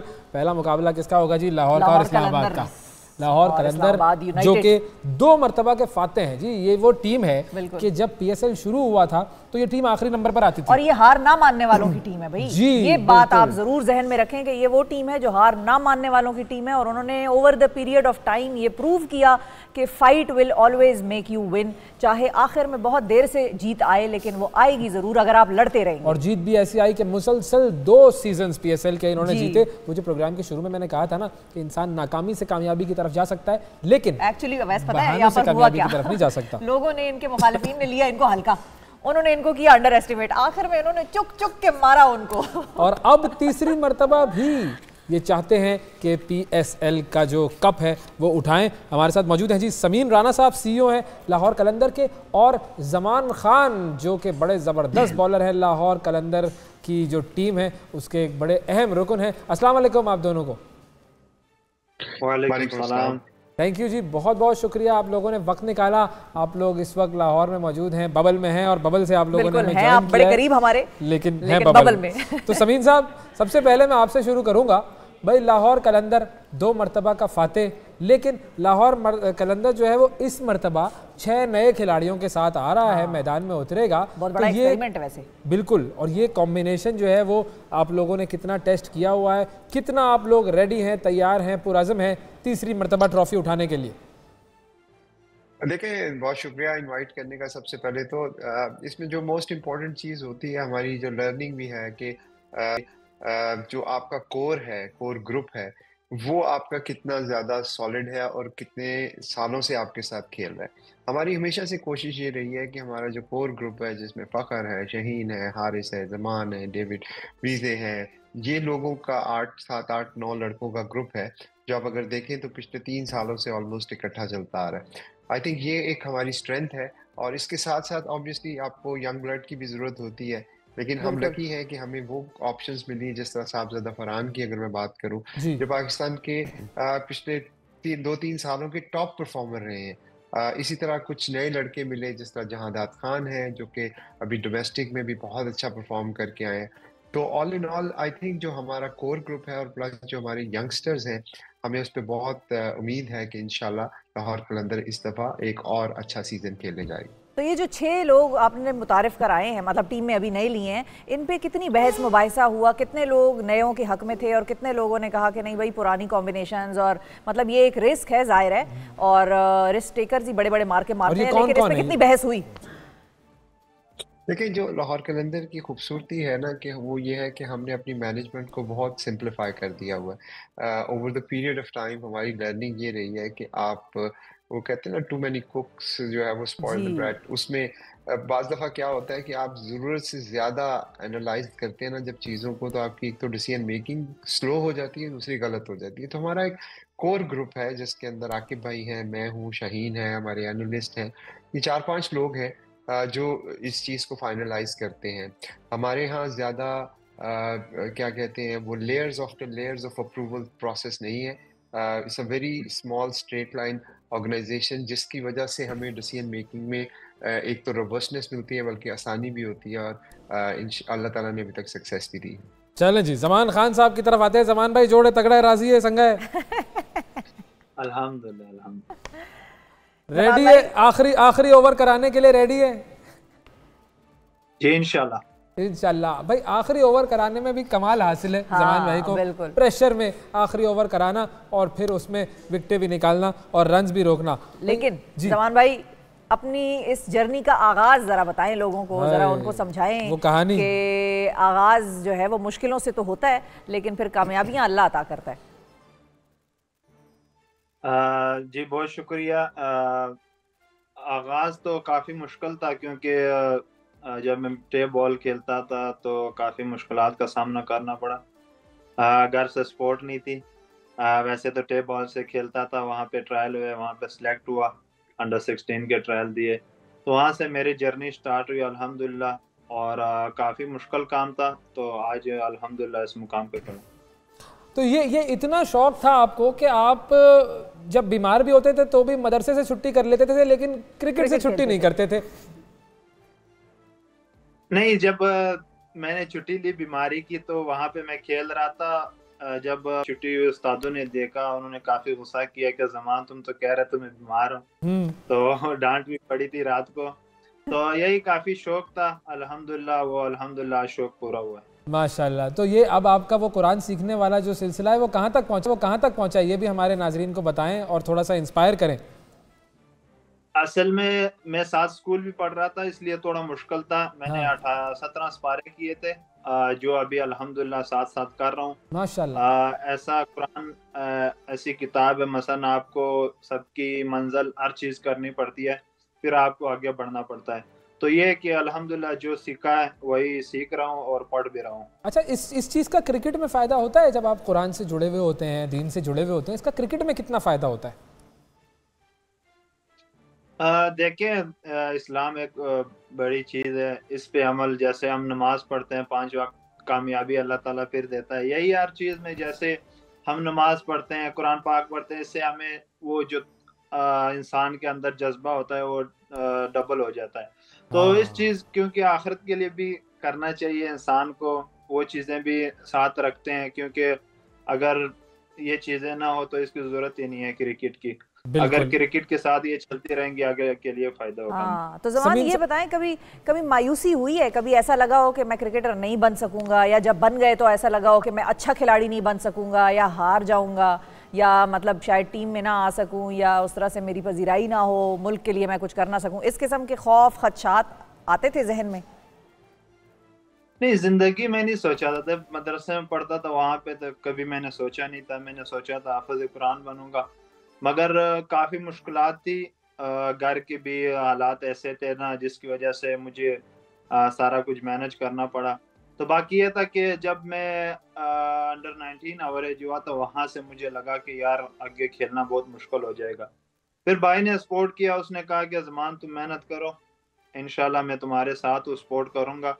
क्योंकि घर से सपोर्ट नहीं थी, तो भाई ने काफ़ी सपोर्ट किया। तो अल्हम्दुलिल्लाह वहाँ पे KPL खेला, फिर आया नेशनल T20 में, बाद में लाहौर कलंदर समीन भाई ने देखा हुआ, ताकिब भाई ने, तो उनका भी शुक्रिया, उन्होंने पिक किया। अल्हम्दुलिल्लाह काफ़ी सपोर्ट किया, जैसे शाहीन भाई ने, उनके मैनेजमेंट ने। तो आज अल्हम्दुलिल्लाह आपके सामने हूँ। समीन भाई, आपकी तरफ में आऊँगा। ये आपका लाहौर कलंदर्स का जो प्लेयर डेवलपमेंट प्रोग्राम है, ये माशाल्लाह अपनी मिसाल आप है। ये प्रोग्राम ऐसे ऐसे हीरे इस प्रोग्राम ने दिए हैं। अब इस प्रोग्राम में और क्या हो रहा है, और मजीद हीरे दरियाफ्त हो रहे हैं? जी बिल्कुल। अब हमारा इंशाल्लाह एक और हाई परफॉर्मेंस सेंटर बनने जा रहा है। यूनिवर्सिटी ऑफ लाहौर जो लाहौर में है, उनके साथ कोलैबोरेशन में वहाँ पे हमारा एक state of the art high performance centre बनने जा रहा है, जिसका इफ्तिताह इंशाल्लाह हम, बल्कि हमारी टीम, हमारे कैप्टन जी फरवरी के मिड में करेंगे। और वो एक मेरे ख्याल में बहुत एक्साइटिंग अपॉर्चुनिटी है। प्लस जिम्बाब्वे में जो हमारे प्लेयर्स गए थे, जिनको हमने भेजा था 4 डे खेलने के लिए, वहाँ पे आपको याद होगा फास्ट बॉलर थे हमारे 5, वो टॉप चार्ट पे हैं वहाँ पे। उन्होंने इतना अच्छा परफॉर्म किया है कि जिम्बाब्वे क्रिकेट जो है वो अब कंसिडर कर रही है कि उनको वहाँ की नेशनलिटी दें, ताकि फिर वो उनकी नेशनल टीम के लिए खेल सकें। और ऑब्वियसली PSL में हमारे पास इस दफ़ा फेरिदून है, तैयब अब्बास है। ये 2 ऐसे बच्चे हैं जिन्होंने प्लेयर डेवलपमेंट प्रोग्राम से ही क्वालिफाई किया है, और इंशाल्लाह बड़ी उम्मीद है इंशाल्लाह इस दफ़ा वो अपना बेस्ट परफॉर्मेंस देंगे। अच्छा, आपने स्ट्रेंथ्स का जिक्र किया था शुरू में कि भाई ये खिलाड़ी आपकी स्ट्रेंथ्स हैं। अच्छा, आपको क्या लगता है कि इस वक्त आपकी टीम में क्या कोई वीकनेस है या नहीं है? देखिए, वीकनेस तो मैं नहीं कहूँगा, जैसे स्पिन बॉलिंग मुझे लगता है, क्योंकि राशिद खान नहीं है अब आपके पास। नहीं, हमारे पास वीकनेस नहीं है। वो राशिद खान की ऑब्वियसली कोई रिप्लेस तो उसको नहीं कर सकता, लेकिन हमारे पास पाकिस्तानी बहुत अच्छे यंग टैलेंटेड, अगेन हमारे प्लेयर डेवलपमेंट के सलमान फयाज हैं। उसके अलावा हमारे पास भट्टी हैं जो कि लेफ्ट आर्म स्पिन करते हैं, और ऑब्वियसली लोग भूल जाते हैं सिकंदर रजा वो जिम्बाब्वे के कैप्टन भी हैं और बहुत ही मायनाज ऑलराउंडर और स्पिनर है। अभी आप देखें ILT में उनकी परफॉर्मेंसेस देखें तो हमारी स्पिन ऑप्शन सारी कवर्ड है। लेग ब्रेक भी है हमारे पास, लेफ्ट आर्म रिस्ट स्पिनर्स भी हैं हमारे पास, ऑफ स्पिनर भी हैं एंड लेफ्ट आर्म स्पिनर्स भी हैं। कौन सा खिलाड़ी है भाई? बिल्कुल। अच्छा, कौन सा खिलाड़ी ऐसा है जिसपे आपको बहुत ज्यादा कॉन्फिडेंस है, मतलब जिसके बारे में आप कह सकते हैं कि भाई ये बेहतरीन कारकर्दगी तो दिखाएगा? आप देखें, मेरे लिए तो तमाम प्लेयर्स जो हैं वो मेरे बेस्ट प्लेयर हैं, but obviously as a leader Shaheen Afridi जो है वो जिस तरह से टीम को लीड करते हैं, उनके ऊपर भी बहुत ज़्यादा हमें भरोसा है, और बाकी हर प्लेयर के ऊपर है। आई थिंक किसी पे भी ये नहीं है कि उसके बारे में हम डाउटफुल हों। ज़मान भाई, कौन है टारगेट आपका जिसको आपने आउट करना है कि भाई ये वाला खिलाड़ी जो है ये आएगा तो मैं इसे गिराऊंगा? कोई नाम सोचे हुए हैं? नहीं, फिलहाल तो सोचा नहीं है, क्योंकि अल्हम्दुलिल्लाह काफ़ी बड़े बड़े प्लेयर आउट कर चुका हूँ। मेरी ये कोशिश होगी कि जो भी आए इंशाल्लाह उसको आउट करूँ और टीम के लिए आगे के ले जाऊँ। ये तो है, लेकिन एक होता है ना कि यार ये ज़रा मुश्किल प्लेयर होता है, इसको आउट करने के लिए ज़रा मेहनत लगानी पड़ती है। वो कौन है? नहीं, बाबर भाई शुरू से थे, उनको मैंने बोला भी था मैं अपनी ख्वाहिश पूरी करूंगा, मगर अभी तक मेरे हाथ से आउट नहीं किया उनको। कैच एक छोड़ा था वहां पे जब मैं बॉलिंग कर रहा था। इंशाल्लाह इस दफा आउट करूंगा। इस दफा बाबर भाई को आउट करने का टारगेट है। बाबर भाई इंशाल्लाह। अच्छा, ये कभी कभी ऐसा होता है, मैंने देखा है कि वो प्लेयर्स खेल में थोड़े ज़्यादा जज्बाती हो जाते हैं, तो आपके साथ ये मैंने नहीं देखा है। आप बड़ा काम, ज़रा सुकून से मुस्कुराते हुए कर रहे होते हैं, आखिरी ओवर भी करवा रहे होते हैं, तो प्रेशर बड़ा मुझे लगता है कि आपके जहन में ही होता है, नज़र नहीं आता आपकी बॉडी लैंग्वेज में। इसकी क्या वजह है? नहीं, जब मैं ग्राउंड में उतरता हूँ मेरी ये सोच होती है कि टीम के साथ जेल होके खेलूं, और अंदर से ये फील करता हूँ कि यार जितना भी हो सके मैंने अकेले टीम के लिए लड़ना है और अकेले मैच जितवाना है। तो वो अंदर से मैं चुपचाप करके वो आखिर पे अल्हम्दुलिल्लाह लेके जाता हूँ और मैच को फिनिश कर देता हूँ। सबसे ज़्यादा समझाता कौन है आपको टीम में? मतलब शाहीन भाई तो चलो ठीक है भाई, वो तो कैप्टन है, उनका काम है समझाना, लेकिन शाहीन भाई के अलावा कौन सा ऐसा है जो आपको गाइडेंस देता है और आप फ़ौरन उसकी तरफ पहुँचते हैं कि भैया फंस गया हूँ, ज़रा समझाओ? नहीं, अल्हम्दुलिल्लाह शाहीन भाई के होते आज तक फंसा तो नहीं हूँ, तो इंशाल्लाह अगर बाकी हारिस भाई भी हैं, अगर ज़रूरत पड़ी तो उनकी भी इंशाल्लाह वो है। बिल्कुल। समीन भाई, आपकी तरफ मैं आऊँगा। स्ट्रेंथ हमने देख ली, वीकनेसेस के हवाले से जो बात आप कह रहे थे वो हमने कर ली। एक्स फैक्टर है कोई इस मर्तबा? I think x factor Lahore के अंदर है। जिस तरह आपने शुरू में कहा कि जिस तरह से हमारी जर्नी रही है, मेरा ख्याल में हमारी पूरी टीम ही एक्स फैक्टर है। उस एक्स फैक्टर को हम बस देखेंगे। पहले मुकाबले के लिए कितनी तैयारी है इस्लामाबाद से जो मुकाबला है कल? बिल्कुल तैयारी है। ऑब्वियसली प्रेपरेशन वाइज अगर आप देखें तो हमारे पास जो जितना टाइम था, जिस तरह से प्लेयर्स की अवेलेबिलिटी थी और जिस तरह से हमारी ग्राउंड्स की अवेलेबिलिटी थी, क्योंकि गद्दाफी स्टेडियम के अंदर तो हम जा नहीं सकते, हमें LCCA में ही प्रैक्टिस मिली है, जो कि मेरा नहीं ख्याल कि बहुत अच्छी प्रैक्टिसेस थी। But then again as a professional हम सारे जो हैं वो रेडी हैं, और ये सारी टीमों को इक्वल अपॉर्चुनिटी मिली है प्रैक्टिसेस की, लेकिन मैं समझता हूँ उसमें बेहतरी भी आ सकती थी। और as far as Lahore is concern, we are confident to begin our campaign on a high note. इंशाल्लाह। All the very best to both of you and to your team, और टू पाकिस्तान। ज़ाहिर है PSL 9 का जो है वो जोश जो है वो चल रहा है और सर चढ़ के बोल रहा है, तराने वराने उसके आ गए हैं, लोग बड़े ईगर हैं कि जैसे ही PSL शुरू हो तो सब अपनी स्क्रीनों पे सियासत से इस तरफ आ जाए और थोड़ा सा रिलैक्स करें और एंजॉय करें। बहुत शुक्रिया। राना साहब और ज़मान खान साहब हमारे साथ मौजूद थे। आप सबने देखना है, एंजॉय करना है, और बस क्रिकेट ही क्रिकेट होगी कल से। तो वक्फा लेते हैं जी, वक्फे के बाद दोबारा हाजिर होंगे। हमारे साथ रहिएगा। ये है पाकिस्तान मॉर्निंग।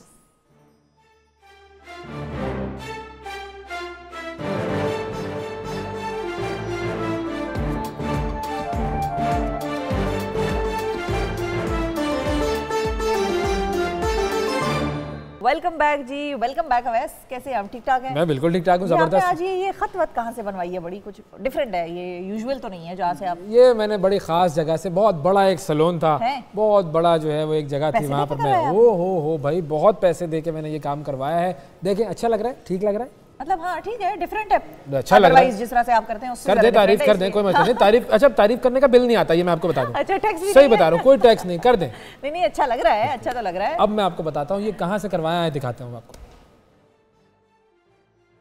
लाहौर की गलियों में फिरते हुए मुझे एक बड़ा ज़रूरी काम याद आया, और वो काम क्या होता है? ये जो दाढ़ी होती है इसकी ट्रिमिंग करवानी होती है, खत बनवाना होता है, ये बड़ा एक अहम काम है। अब इस अहम काम को करने के लिए हम सब लोग कहाँ जाते हैं? हम जाते हैं बड़े बड़े हेयर ड्रेसर्स के पास, सैलून्स में, बड़ी बड़ी महंगी महंगी जगहों पे।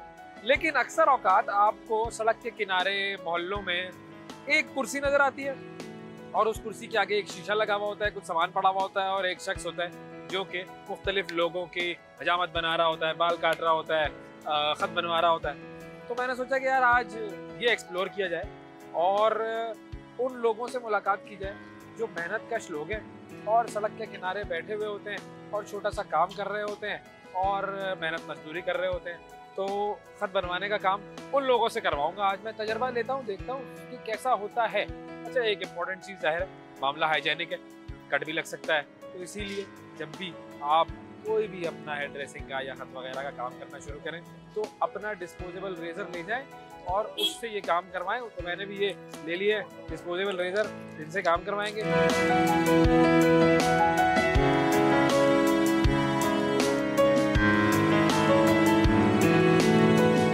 अस्सलाम वालेकुम भाई। वालेकुम। कैसे हैं आप? क्या नाम है आपका? मोहम्मद अजमल। मोहम्मद अजमल। अजमल भाई, ये कब से आपने ये सेटअप बनाया हुआ है? 13-14 साल। 13-14 साल हो गए? फिर तो आप एक्सपर्ट होंगे मतलब इस काम के। सीखा कब था? बचपन से सीखा, हमारा घर का काम होता है, तो जैसे मेरा वालिद। अच्छा, वालिद साहब भी आपके यही करते थे, आप भी यही करते हैं? खत बनवाना है, अच्छा सा खत बना दोगे, जबरदस्त किस्म का। पैसे कितने लेते हैं खत बनाने के? पैसे हम 100 रुपये हैं? 100 रुपये। 100 रुपये में खत बन जाएगा? वो तो दुकान वाले तो 300-300 रुपये में बनाते हैं। नहीं, हम 100 रुपये। थोड़ी बड़ी दुकान वाले तो 2-2 हज़ार रुपये में बनाते हैं। वो लेते हैं। थोड़ी महंगाई करो भाई। महंगाई नहीं करनी है? नहीं, महंगाई नहीं करनी है। चलो ठीक है भाई, सही है। ये पहली दफ़ा मैं ये करवा रहा हूँ इस तरह सड़क किनारे, और ये एक अलग तजर्बा है। अब ये ज़रा प्रोसेस भी इनसे समझेंगे, थोड़ा सा सामान भी इनका देख लेंगे कि क्या होता है। ये क्या है? ग्रीस डालेंगे? पानी। क्या है? पानी। अच्छा, पानी इसमें रखा हुआ है इन्होंने भाई। अब ये इसमें क्या मिला रहे हैं? ये आफ्टर शेव है। आफ्टर शेव पहले लगा दिया? उसमें मिलाया ना पानी। अच्छा, उसमें मिलाया है, ठीक है। तो ये पहले पानी लगा के जरा नरम कर रहे हैं। वैसे मेरी दाढ़ी इतनी सख्त नहीं है, फिर भी पानी तो लगाना पड़ेगा। तो रोज आपकी कमाई कितनी हो जाती है?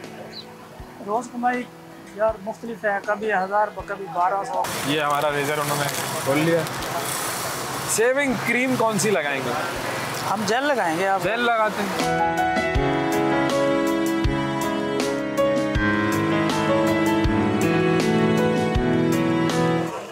तो कभी ऐसा हुआ है कोई बड़ा मशहूर आदमी आपके पास आया और शेव बनवाने के लिए? हमारे पास अली जाज साहब आते थे। कौन? अली जाज। अली जाज साहब, वो जो फिल्म स्टार थे। वो यार, ये तो अली जाज साहब तो बड़ा जबरदस्त, बहुत बड़े साथ में उनका। अच्छा, तो उनकी शेव आप बनाते थे? उनके घर में मिल जाता। अच्छा, उनके घर जाके भी? वो इधर भी कभी आके बैठे? इधर भी इसी कुर्सी पे? हाँ, इसी कुर्सी पे भाई, पाकिस्तान का अजीम फिल्म स्टार। वो फिर आपसे कोई एक्टिंग वैक्टिंग की बातें करते थे? अच्छा, वो बड़े संजीदा थे, कभी बात नहीं उनसे मैंने की भी नहीं। अच्छा, लेकिन बातचीत तो होती होगी ना? वो बातचीत तो होती थी, लेकिन वो फिल्म के चक्कर में नहीं बात होती थी। अच्छा, हाल चाल पूछते थे, सबका हाल पूछते थे। अच्छा भाई, वाह वाह वाह वाह। तो यहाँ पे आपने जो दुकान बनाई हुई है, वो आके कोई तंग नहीं करता है? बड़ा तंग करते हैं महकमे वाले। क्या कहते हैं? वो हमारा सामान उठा के ले जाते हैं। तो कभी आपने ये नहीं सोचा कि अपनी दुकान बनाओ बड़ी? इतना पैसा हो तो फिर ही होता है। दुकानों को किराया बहुत ज़्यादा है। और आपका ताल्लुक कहाँ से? मेरा ताल्लुक जिला भावनगर से।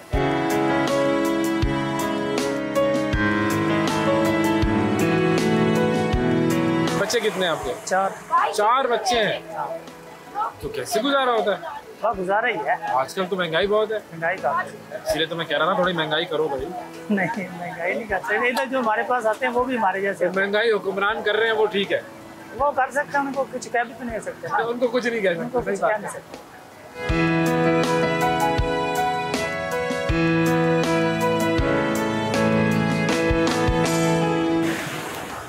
इतने बड़े बड़े हेयर ड्रेसर बड़ी बड़ी दुकानें खोल के बैठे हुए हैं, उनका और आपका मुकाबला कराएं तो कौन जीतेगा? काम हम उनसे अच्छा कर लेंगे। काम उनसे अच्छा कर लेंगे इंशाल्लाह। तो यहाँ पे बड़े बड़े लोग क्यों नहीं आते यार? बड़े बड़े लोग इधर क्यों आते? क्यों? वो अपने इधर वो सोचते हैं कि इधर हमारी इज्जत कम हो जाएगी।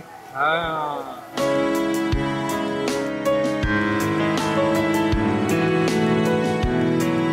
ये देखो भाई, ये अलग होता है।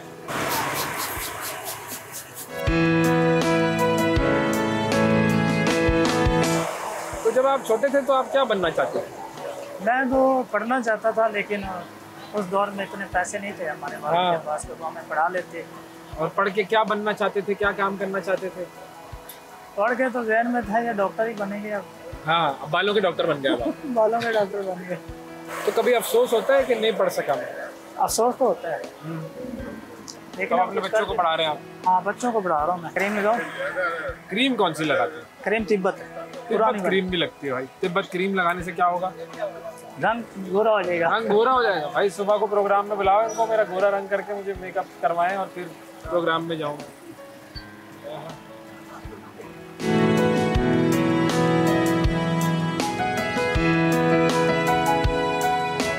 इससे क्या खास बात होती है? सुकून आता है। सुकून आता है, हाँ। ये क्या कर दिया? ये क्या कर दिया यार? ये देखो, ये तो बड़ा अच्छा काम कर दिया यार। मेरा काम तो बड़ा जबरदस्त किया इन्होंने। वाह वाह वाह, 100 रुपए में इतना जबरदस्त काम और इतनी जल्दी, कमाल हो गया। वाह, जबरदस्त भाई। अल्लाह आपको खुश रखे।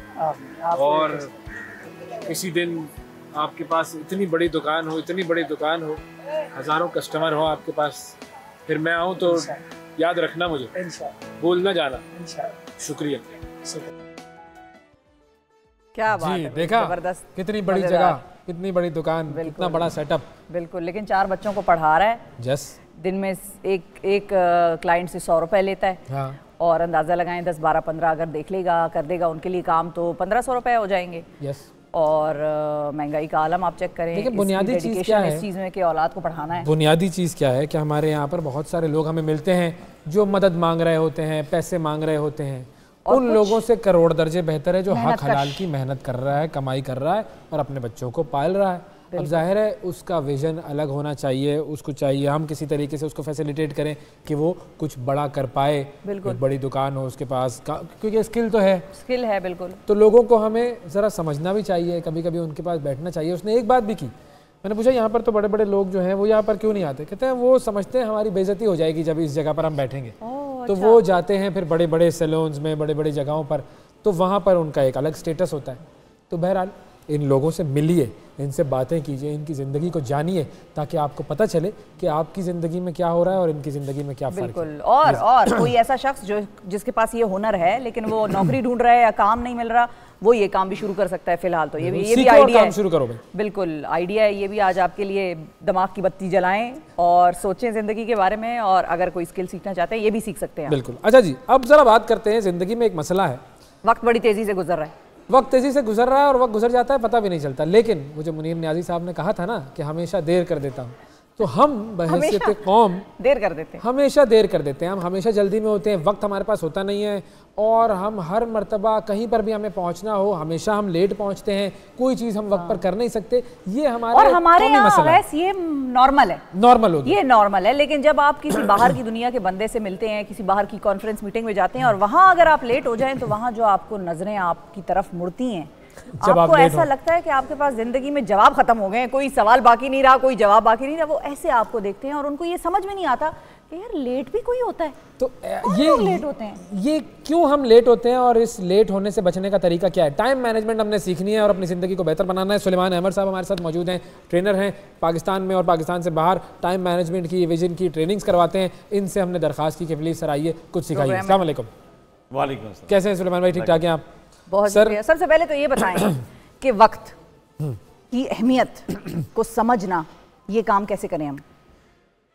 चाहे स्टूडेंट हो, बुजुर्ग हो, नौकरी पेशा हो, कैसे उसको ये समझाएं कि तुम्हारे पास एक लिमिटेड अमाउंट ऑफ टाइम है, दिन के हिसाब से भी और फिर उम्र के हिसाब से भी, जिसमें तुमने अपना जो भी गोल है सेट किया हुआ है ज़िंदगी में, उसको अचीव करने का। लोगों को लगता है सारी उम्र पड़ी है, कर लेंगे। देखिए उसमें तो जो मेरा एक्सपीरियंस है कि अक्सर लोग जो है ना उनको पता होता है कि वक्त की क्या अहमियत है। ठीक है। बहुत कम लोग मिलेंगे जिनको इसका नहीं पता, क्योंकि जैसे होता है ना कि दांत में दर्द है तो किसी को बताना नहीं पड़ता कि आपके दांत में दर्द है, उसको पता हो दांत में दर्द है। हाँ। तो लोग सफ़र कर रहे हैं, लोगों को पता है। जिसको वक्त की अहमियत का नहीं पता या जो बिल्कुल बैठा हुआ है तो उसका कोई और इशू है।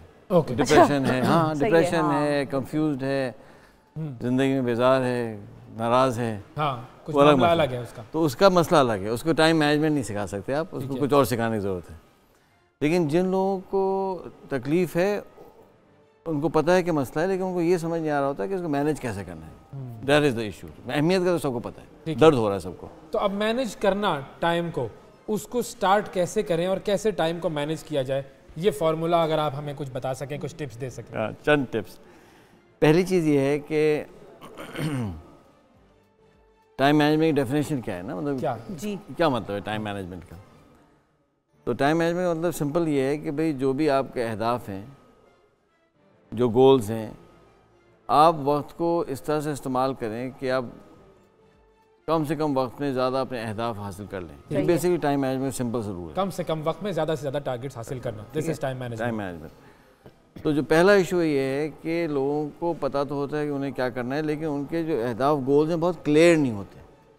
तो पहले तो अपने अहदाफ को क्लियर कर लें। This is the first step of time management. अच्छा। क्योंकि अगर आपको यही पता ही नहीं है कि आपका गोल क्या है तो आप तो घूमते फिरते रहेंगे ना। मिसाल के तौर पे मिसाल, छोटी सी मिसाल है कि जी आप जैसा आप निशाना मारना चाहते हैं, समझे ना, मारते रहते हैं, निशाना लगाते रहते हैं लेकिन आपको पता ही ना चले निशाना कहाँ है। सही है। आप फायर किस पे करेंगे, टारगेट क्या है, टारगेट क्या है। बिल्कुल। तो इधर एक आप पाकिस्तानी का काउंटर आर्ग्यूमेंट भी ले लेना। अब एक मीटिंग में मैंने जाना है, वो मीटिंग अटेंड करनी उसका गोल है, लेकिन टाइम था 9 बजे, मैं पहुंची हूँ 9:15, तो क्या हो गया भाई, 10-15 मिनट में लेट हो गई। मीटिंग तो अटेंड कर ली ना मैंने, मतलब मीटिंग अटेंड करना गोल था, वो मैंने अटेंड कर लिया, लेकिन मैं देर से पहुंची वहां। देर से पहुंचा, ठीक है, ठीक है। ये देखें, ये है मसला, एक कल्चरल मसला है ना। मिसाल तौर पे अगर मैं लेट पहुंचूंगा तो मुझे मीटिंग के ऑब्जेक्टिव तो मिल जाएंगे और बहुत मिल भी जाते हैं जी, तो मैं टाइम पे क्यों पहुंचूं।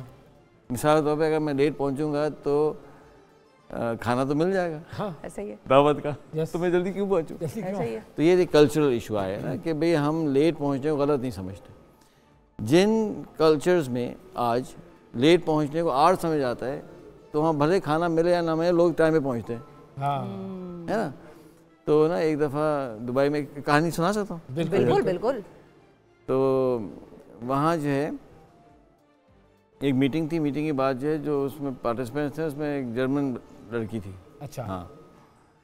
अब उनके पास व्हीकल नहीं थी, तो मैंने उनसे कहा मैं अभी हुआ भाई, मैं 1 घंटा पहले निकला। मैं ठीक है भाई, चलो यार तुमको क्या मुसीबत भी आ गई मेरी। तो कहने में ये था कि उनका कल्चर में आ चुके हैं, तो हमारे culture, this is a cultural issue, this is not, ये टाइम मैनेजमेंट इशू नहीं है, ये कल्चरल इशू है। अगर हमारे पास भी लेट होना बुरा समझ आने लगेगा तो लोग फिर टाइम पे आ जाएंगे। सही है। तो ये टाइम मैनेजमेंट का इशू नहीं है, अभी नॉर्मलाइज हो गया है। हाँ, नॉर्मलाइज, इसको आपको कल्चर बदलना पड़ेगा, कल्चर बदला जा सकता है, दैट्स अनदर इशू। ठीक है। उसको मालूम है कि मैं टाइम से देर पे आऊँगा, मुझे मेरे ऑब्जेक्टिव मिल जाएंगे, तभी तो देर से आ रहा है। सपोज करें गेट बंद हो जाए, तो क्या लेट होगा? नहीं होगा। वही पाकिस्तानी है, मिसाल देता हूँ कि पहले सख्ती इतनी नहीं थी, अब आपको पता है एयरलाइन होना शुरू हो गई, एमिरेट्स एयरलाइंस फॉर एग्जाम्पल। तो एक दफ़ा हम पहुँचे, हमसे गलती हुई, लाइन लंबी थी, हमें ये पता नहीं चला कि इस लाइन के अंदर मल्टीपल फ्लाइट्स के लोग हैं, मुझे पता नहीं चला, मैं पीछे खड़ा हुआ था। तो वो टाइम गुजर गया, 2-4 मिनट ऊपर हो गए। तो फिर जब ऊपर हो गए तो मैंने सोचा यार ये तो बहुत लंबा है। तो उसने मुझे कहा कि आपको पहले हमें इन्फॉर्म करना चाहिए था। अच्छा। आपने इन्फॉर्म नहीं किया ना, you are 5 minutes over time, we can not let you board. अब मैं उसको समझा रहा हूँ, भाई मैं पहले से खड़ा हुआ था ना। उसे it's your mistake, you should have informed us. जब आपको पता है कि बोर्डिंग जो है 45 मिनट्स पहले गेट ये डेस्क बंद हो जाता है, तो आपने क्यों इन्फॉर्म नहीं किया? हाँ। अच्छा, अब टेक्निकली बात तो उसकी सही थी, ठीक है, बिल्कुल। तो उसने कहा कि मैं कहने ठीक है, आप ऐसा करें कि आपका वो है लगेज, में लगेज नहीं है। उसने मैनेजर के पास भेजा, उसने कहा नहीं, आई एम सॉरी सर, वो फ्लाइट मेरी चली गई और वो आपको पता है चेंज फ़ी और वो फ्लाइट डिफरेंस, भाई अच्छा खासा खर्चा हो गया। वो दिन आज के दिन है। मैं आप कभी लेट नहीं हुए होंगे? नहीं लेट तो वैसे नहीं होते, लेकिन हम लाइन में भी जो है ना वो और पहले शुरू हो जाते हैं। तो इसका मतलब ये हुआ कि अगर लोगों का कोई नुकसान होने का अंदेशा हो और उन्हें यकीन हो कि हमारा नुकसान होगा तो फिर वो लेट नहीं होंगे, फिर वो टाइम पर आएंगे। हाँ देखिए वहाँ क्या हो रहा है, देखिए जर्मन लड़की की मिसाल है ना, मैं भूल नहीं पाता। वहाँ उसका नुकसान नहीं होता शायद, लेकिन उसका ना कॉग्निटिव डिसोनेंस होता है, यानी she would be going against her belief। ये भी एक नुकसान है। वो बेसिकली कल्चरली ट्यून हुए हुए थे। हाँ, तो उसको इट्स वेरी अनकंफर्टेबल। मिसाल तो एक आदमी है, सपोज करें वो कहता है कि जी बैंकिंग गलत है, सपोज उसको बैंक में डाल दें, तो वो नुकसान तो नहीं हो रहा ना, लेकिन वो परेशान हो रहा है। जी हाँ, उसको एक स्ट्रेस हो रहा है ना, उसको एक डिसोनेंस हो रहा है। तो वो लड़की को डिसोनेंस था। अच्छा हमारे पास डिसोनेंस नहीं है, तो आप क्या करें कि आप कोई और तरीका लगा दें तो होना शुरू हो जाएगा। सही है, नहीं ना, तो तरीका जुर्माना भी हो सकता है, कोई पेनल्टी भी हो सकता है। अब कुछ ऑफिसेज में हमारे वो जो अंगूठा सिस्टम है वो आवर की फी कट जाती है आपकी अगर लोग नहीं लेट गए हैं तो। अच्छा, अब क्या ऐसी चीजें हैं जो कि आप मद्देनजर रखें जुर्माना वरमाने से हटकर, कोई टिप्स कि ये कर लो तो उम्मीद है कि तुम बेहतर टाइम मैनेजर बन जाओगे? ठीक है, एक तो ये कि अपने गोल्स क्लियर कर ले। मैं बताया ये कहना कि जी मैं हेल्दी हो जाऊं is not going to work, this is not going to work. Healthy होना वर्क नहीं करेगा। आप ये बोलें कि जी मैं 1 साल के अंदर, ओवैस मंगलवाला साहब 1 साल के अंदर 4 किलो कम करेंगे, दिस इज डिफाइन हो गया। ठीक है ना, मैं वॉक करूँ, वॉक नहीं, मैं रोज़ाना मैं 1 वीक के अंदर मैं 25 किलोमीटर वॉक करूँगा। जब क्वांटिफिकेशन जब आप करते हैं तो आपका सिस्टम फिर उस पर करना शुरू होता है, फिर आप उसको मेजर करने लगते हैं। इसलिए कहते हैं ना कि अगर वेट लूज़ करना है तो रिसर्च बताती है कि सबसे पहला काम क्या करना होता है कि वेइंग स्केल लेना चाहिए और रोज़ाना अपने आप को वे करें, तो आप वेट लूज़ होना शुरू हो जाता है ना। तो ये मुस्कुरा रहे हैं, सही है, बिल्कुल लॉजिकल बात है। सही है, हम करते नहीं है ना असल में, लॉजिक की तरफ जाते नहीं। पहला काम क्या हो कि आप क्वांटिफाई कर लें, क्वांटिफाई कर लें, है ना। फॉर एग्जाम्पल बेगम से लड़ाई होती है, अल्लाह ना करे, तो अब आप क्या करें कि आप टाइम सेट कर लें कि देखो बेगम लड़ते तो हम हैं, तकरीबन 4 घंटे लड़ते हैं हर हफ्ते ना। अब क्या करेंगे, सपोज हम क्या करेंगे कि 2 घंटे लड़ेंगे और इस टाइम पे लड़ेंगे। ठीक है, क्वांटिफाई हो गया। हाँ, और हम जमा करके बैठी होगी 2 घंटों के लिए, बैठी होंगी, आप भी बैठे होंगे, तो उसके तो आप भी तैयार होंगे। सही है, जब वो गुस्सा करेंगी तो you will be ready to take that respond, और आप लिखना शुरू कर दें, नोट करें उनकी हर बात। सही है ना। तो इस तरह से क्या होगा कि आपका ना अब टाइम मैनेज होगा ना। अब मिसाल तौर पे अब आप बच्चे सो चुके हैं और लड़ना वो ज़्यादा इफेक्टिव है। और क्या, वैसे कि बच्चे भी उछल कूद कर रहे हो और आप लड़ रहे हो, या बच्चों के सामने आप लड़ रहे हो, इनफेक्टिव है ना, या गली के लोग सुन रहे हैं, या गाड़ी में लड़ रहे हो, बिल्कुल अल्लाह ना करे। इस तरह से पहला स्टेप है कि आप क्वांटिफाई करें। ठीक है। नंबर 2, आप क्या करें कि आप जो है वो, अब मैं सोच रहा हूँ क्विक टिप्स क्या है जी। आप क्या करें कि दिन शुरू ना करें जब तक टू डू लिस्ट ना बनाएं। टू डू लिस्ट होनी चाहिए।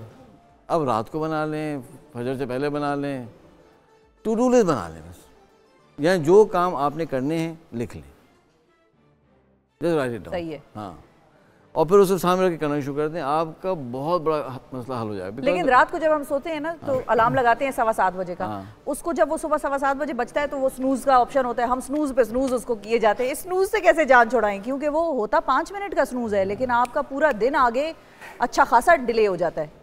देखें, एक मिसाल देता हूँ कि बड़ा टेस्टी खाना खाते हैं आप, तो दर्द मुंह में तो नहीं होता। सही है, पेट में बाद में होगा, है ना। तो आप पेट को दबाएंगे तो दर्द खत्म नहीं होगा। तो कल ना एक डिनर था इस्लामाबाद में, तो वो उसका बंदू खान चले गए, वो इतना तेज़ था ना वो कि ना वो मुझे भी तेज़ लग रहा है, हाँ एहलिया नहीं खाती, वो भी बेचारी परेशान थी। इसी तरह से स्नूज़ ऐसे ही है। स्नूज़ को दबाने से मसला नहीं होगा, मसला हल जब होगा कि जब रात को जल्दी सोएंगे, तो इसका दैट्स द सॉल्यूशन एक्चुअली। जब आप सोएंगे सपोज करें 12-1 बजे, तो आप कैसे यार उठेंगे? इंसान को तो एक रिक्वायरमेंट चाहिए नींद की। हाँ, रूल ये है कि हमारी नींद का इतना अच्छा साइकिल हो तो we should not need a alarm to get up. खुद उठ जाएंगे आप, बॉडी का सिस्टम ही ऐसे।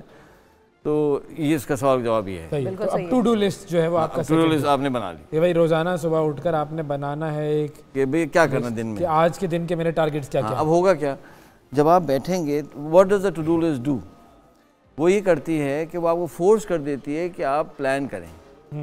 हम प्लान नहीं करते, ये एक कमज़ोरी इंसान की जनरली है। मैं 11 साल यूएस में रहा हूँ, तो यूएस में बहुत से लोग प्लान नहीं करते, ऐसी बात नहीं, सब करते हैं ना। तो वो जो जर्मन लड़की थी, इसका एक और लड़का था, मैंने ऐसे कहा, मैं कहा यार तुम जर्मन कह रहे नहीं, वो हम नहीं रहे अब जर्मन पहले वाले, अब हमारे पास 15 to 20% लोग टाइम पे नहीं आते हैं। अच्छा, उसने ये कहा। तो मैंने कहा यार तुम लोगों को तो हमारी ज़रूरत है यार, हमें बुला लो, हम फिर उनको पढ़ाएंगे कि आगे जर्मन वापस होता है। उसने अब 15-20% लोग अब रिलैक्स हो गए। तो टू डू लिस्ट क्या करती है कि it forces you to plan, think.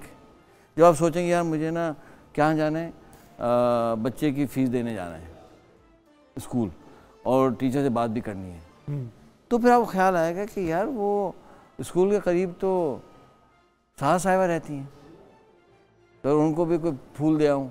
हाँ, तो वो 2 घंटे का जो टाइम स्लॉट था वो शायद कम हो जाएगा जो सेट किया था। सही है, लड़ने वाला। हाँ, लड़ने वाला वो टाइम कम हो जाएगा ना, जब आप तस्वीर दिखाएंगे, देखें आपकी अम्मी को मैंने फूल दिए। मैं मजाकन कहना सक याद नहीं करते होंगे लोग। तो उससे क्या होता है कि यू स्टार्ट टू ऑप्टिमाइज। आप सोचना शुरू करते हैं यार ये चीज़ साथ हो सकती है, ये चीज़ नहीं हो सकती, ये चीज़ इंपॉर्टेंट है। अच्छा होता दूसरा काम क्या होगा, टू डू लिस्ट बनेगी तो उसमें आ जाएंगे 30 आइटम्स, और हर आदमी इंटेलिजेंट है, उसको समझ आएगा 30 काम तो मैं कर नहीं सकता, तो उसको प्रायोरिटाइज करना पड़ेगा यार कौन से काम कल कर लूँ। तो जैसे वो ये सोचेगा ना कि ये काम मुझे कल करना है, ही इज़ नॉट प्रायोरिटाइजिंग। यानी टू डू लिस्ट क्या करती है कि आपको सब consciously in a subtle manner बहुत सारी चीज़ें इंस्टीट्यूट करना शुरू कर देती है। Planning, you know, optimizing, thinking, multitasking. यार चलो यार मैं जा रहा हूँ स्कूल, तो स्कूल जाने में तो लगेंगे आधा घंटा जाने का, आधा घंटा आने का लगेगा। तो वो जो हमारा मिट्ठू है जो 3 दिन से उछल रहा है, बाबा मेरी बात सुनो, होता है ना, हाँ? सुने बाबा, सुने बाबा, सुने, उसको बिठा लो यार। हाँ, जाते हुए बात कर लूँगा, आते हुए बात कर लूँगा। यस। लेकिन ये काम होता है जब आप बैठ के तसल्ली से प्लान करते हैं। ये ऑन द फ्लाई नहीं हो सकता। अगर आप सुबह उठे और ऐसे भागना शुरू कर दिया, इट्स नॉट गोना हैपन, फिर बस गुजर जाएगा दिन। हाँ। तो जो सिंपल टिप ये है, अब टू डू लिस्ट को बनाने के बहुत सारे मैकेनिज्म्स हैं जो हम पढ़ाते हैं, तो I don't want to get into that technicalities and complexities. इतना है कि मैं बनाना शुरू कर दें यार, खुद भी टू डू लिस्ट में आप बस सुबह उठें और जो काम करने क्या क्या काम करने हैं खुद भी बनाएं, बेगम साहब से बनवाएं, बच्चों को बेटे बना लो यार। तो क्या हो, बच्चों को आदत हो जाएगी। हमने आदत सीखी, हमारे वाले साहब बना देते। अच्छा। हाँ भाई, he was very successful in life, you know. वो तो पहुंच गए ऊपर, तो उनको देखते थे हम, वो बैठ के सुबह बैठ के बना देते। Before he would go to, वो सिटी बैंक में काम करते थे, जाने से पहले लिखते थे पूरा। सही है। तो हमने उनको देखा करते हुए ना, तो it was very natural to me, myself, my siblings. तो मैं समझता हूँ ये काम करना चाहिए, ये ज़रूरी है, टू डू लिस्ट। सही। अच्छा, आपने इतने मुल्कों के लोगों से, नेशनैलिटीज से ट्रेन, ये तो जर्मन्स का तो आपने बताया, कौन सी कौम है जो हमसे ज़्यादा सुस्त है या हमसे ज़्यादा ढीली है या हम सबसे ज़्यादा लेट होते हैं? देखें हम अकेले नहीं हैं। अच्छा। बहुत सारी कौमें ऐसी हैं और बहुत सारी ऐसी हैं मुझे बहुत अच्छे। हमसे भी यानी आपको मैं नाम इसलिए नहीं चाहता, मुनासिब नहीं लगता किसी कौम को पूरा मिटा देना। तारीफ तो कर सकते हैं, बुरा अच्छी का बता दें। हाँ, बेस्ट टाइम मैनेजमेंट किसकी आप मैं मिसाल देता हूँ। एक दफ़ा मैं फ्लाई कर रहा था, तो जब मैं जहाज़ में गया, it was a commercial airline, ठीक है, तो उसमें लकड़ी के फट्टे लगे हुए थे सर, और जो है वो सीट बेल्ट नहीं थी भाई, पीछे एक रस्सी थी, आप यूँ बैठेंगे ऐसे और आप यूँ पकड़ लें, बस that's the way you have to set, instruction ऐसे पकड़ो। हाँ, और वो चलने लगा और ऐसे ऐसे हिल रहा है और धुआं अंदर आ रहा है उस दिन। और मुझे ये दिल में था कि यार कि गिर ना जाए, ये कहीं गिर ना जाए। प्रोपेलर जहाज़ था और वो एयरलाइन का नाम था बल्क एयरलाइन। अच्छा। हाँ, तो उस दिन जब मैं बैठा ना पट्टे पर, तो मुझे ना PIA याद आना शुरू हुई। हाँ यकीन करें, मैंने कहा यार PIA, या कदर आती है ना जब आदमी से चली जाती कोई चीज़। बड़ी मुश्किल से मैं उतरा और मैंने कहा या अल्लाह मैं कभी इस जहाज़ में फिर वापस आना पड़ा उस जगह से, फिर भी वापस बैठ के आया। इसी तरह से एक और एयरलाइन थी, उसका नाम नहीं लूँगा क्योंकि बल्कि तो आप समझेंगे कौन सा मुल्क है, वो समझ जाएंगे इसमें। उसमें मैं बैठा तो पता चला कि उन्होंने कहा कि नहीं यहाँ तो लगेज चेकिंग नहीं होता। मैं क्या मतलब है? तो मैंने क्या मतलब है? क्या नहीं लगेज खुद लेके जाओ है? हाँ अच्छा, हम जो भी मुल्क था ठीक है, उस मुल्क में हमारे प्रोजेक्ट्स थे, तो हमारी जो गाड़ी थी ना उसके पार्ट्स वहाँ नहीं मिल रहे थे। हाइलक्स के ना टोयोटा, वो रशियन व्हीकल्स थी वहाँ। तो मैंने दुबई से ना वो ख़रीदे थे उसके पार्ट्स, वो इतने हैवी थे। I wanted to check it in, उनका चेकिंग नहीं होती, खुद लेकर जाए खुद। अच्छा अब हम गए लेकर, एक मुश्किल हो गई शुक्र। अच्छा अब गए, चढ़े ऊपर जहाज़ के, तो जहाज़ का जो पिछला हिस्सा था ना, उन्होंने कहा भाई ये लगेज कैसा, खुद जाके लगेज डालो। अच्छा अब सब लोग जा रहे हैं वहाँ, लगेज रख रहे हैं, एक के ऊपर एक के नीचे एक। फिर PIA याद आई, फिर खतर आई अपने मुल्क की। अच्छा फिर क्या हुआ, यू विल नॉट बिलीव कि मैं बैठा हुआ हूँ, अब जहाज टेक ऑफ हुआ ना, तो मुर्गियां भागी हैं, मुर्गियां जहाज में, उसमें कैबिन में। तो लोग मुर्गियां लेके आए हुए थे भाई, वो निकल गई होगी एक, तो एक खातून भी भागती हुई, उसकी मुर्गी थी कोई, अब पकड़नी भी है मुर्गियां, वो पकड़ रही है, एक थी या दो, अब वो भाग रही है। और मैं फिर PIA याद आई। मैं ये एग्जांपल इसलिए दे रहा हूँ, ये रियलिटी है। इसी तरह से मैं आपको बताना चाहता हूँ, हम बहुत अच्छे हैं, मैंने ऐसे ऐसे कौमों के साथ काम किया है कि आप रो पड़ेंगे आंसू से उनकी टाइम मैनेजमेंट को देख। सही है। और finally the most impressive nation time management के हिसाब से। आखिरी मिनट है हमारा, हमने जापानीज इसमें वैसे कोई शक नहीं है। If you are saying it, तो वो बिल्कुल वो मैं मान सकती हूँ कि वो ऐसे ही होंगे। बिल्कुल। और जब भी वो आज दुनिया में देखें कहाँ पर हैं, कहाँ पहुँचे हुए, तरक्की की हुई है उन्होंने, हर हालांकि उनके साथ क्या क्या हुआ, एटम बम तक तो मार दिए गए उनको, जंगज़दा सब कुछ सत्यानाश, हर चीज़ मलिया मेट, और उसके बाद वो कैसे खड़े हुए दुनिया की महंगी तरीन और खूबसूरत तरीन गाड़ियों में जापानीज का नाम आता है। तो भाई सीखा क्या कि टू डू लिस्ट बनाए। शिफा अगर कल सुबह आपने टू डू लिस्ट नहीं, मैं तो स्नूज वाली हूँ, मैं टू डू लिस्ट तो बनाऊंगी, मैं स्नूज नहीं दबाऊंगी। चलो जी, ये हमने करना है, मैं स्नूज नहीं दबाऊंगी बिल्कुल। और हाँ टू डू लिस्ट नहीं दबाएंगे, उसके लिए एक अलग नुस्खा है, वो किसी और वक्त के भाई स्नूज से कैसे बचा जाए। थैंक यू जी, बहुत शुक्रिया सुलेमान साहब, दिया आपने हमें। नाजरीन आज के प्रोग्राम में इतना ही, उम्मीद है कि आपने बहुत सारी चीज़ें सीखी होंगी। अब उन चीज़ों को सीखिए और एक बात ज़रूर याद रखिए, सीखिए, अमल कीजिए, और वो जो हमारा जुमला है ना वो याद रखिए कि सुबह जानदार तो लाइफ शानदार। ये है हमारा स्लोगन जो हमने आपको सिखाना है। आज के प्रोग्राम में इतना ही, आपसे अगले प्रोग्राम में फिर मुलाकात करेंगे। अल्लाह हाफिज़।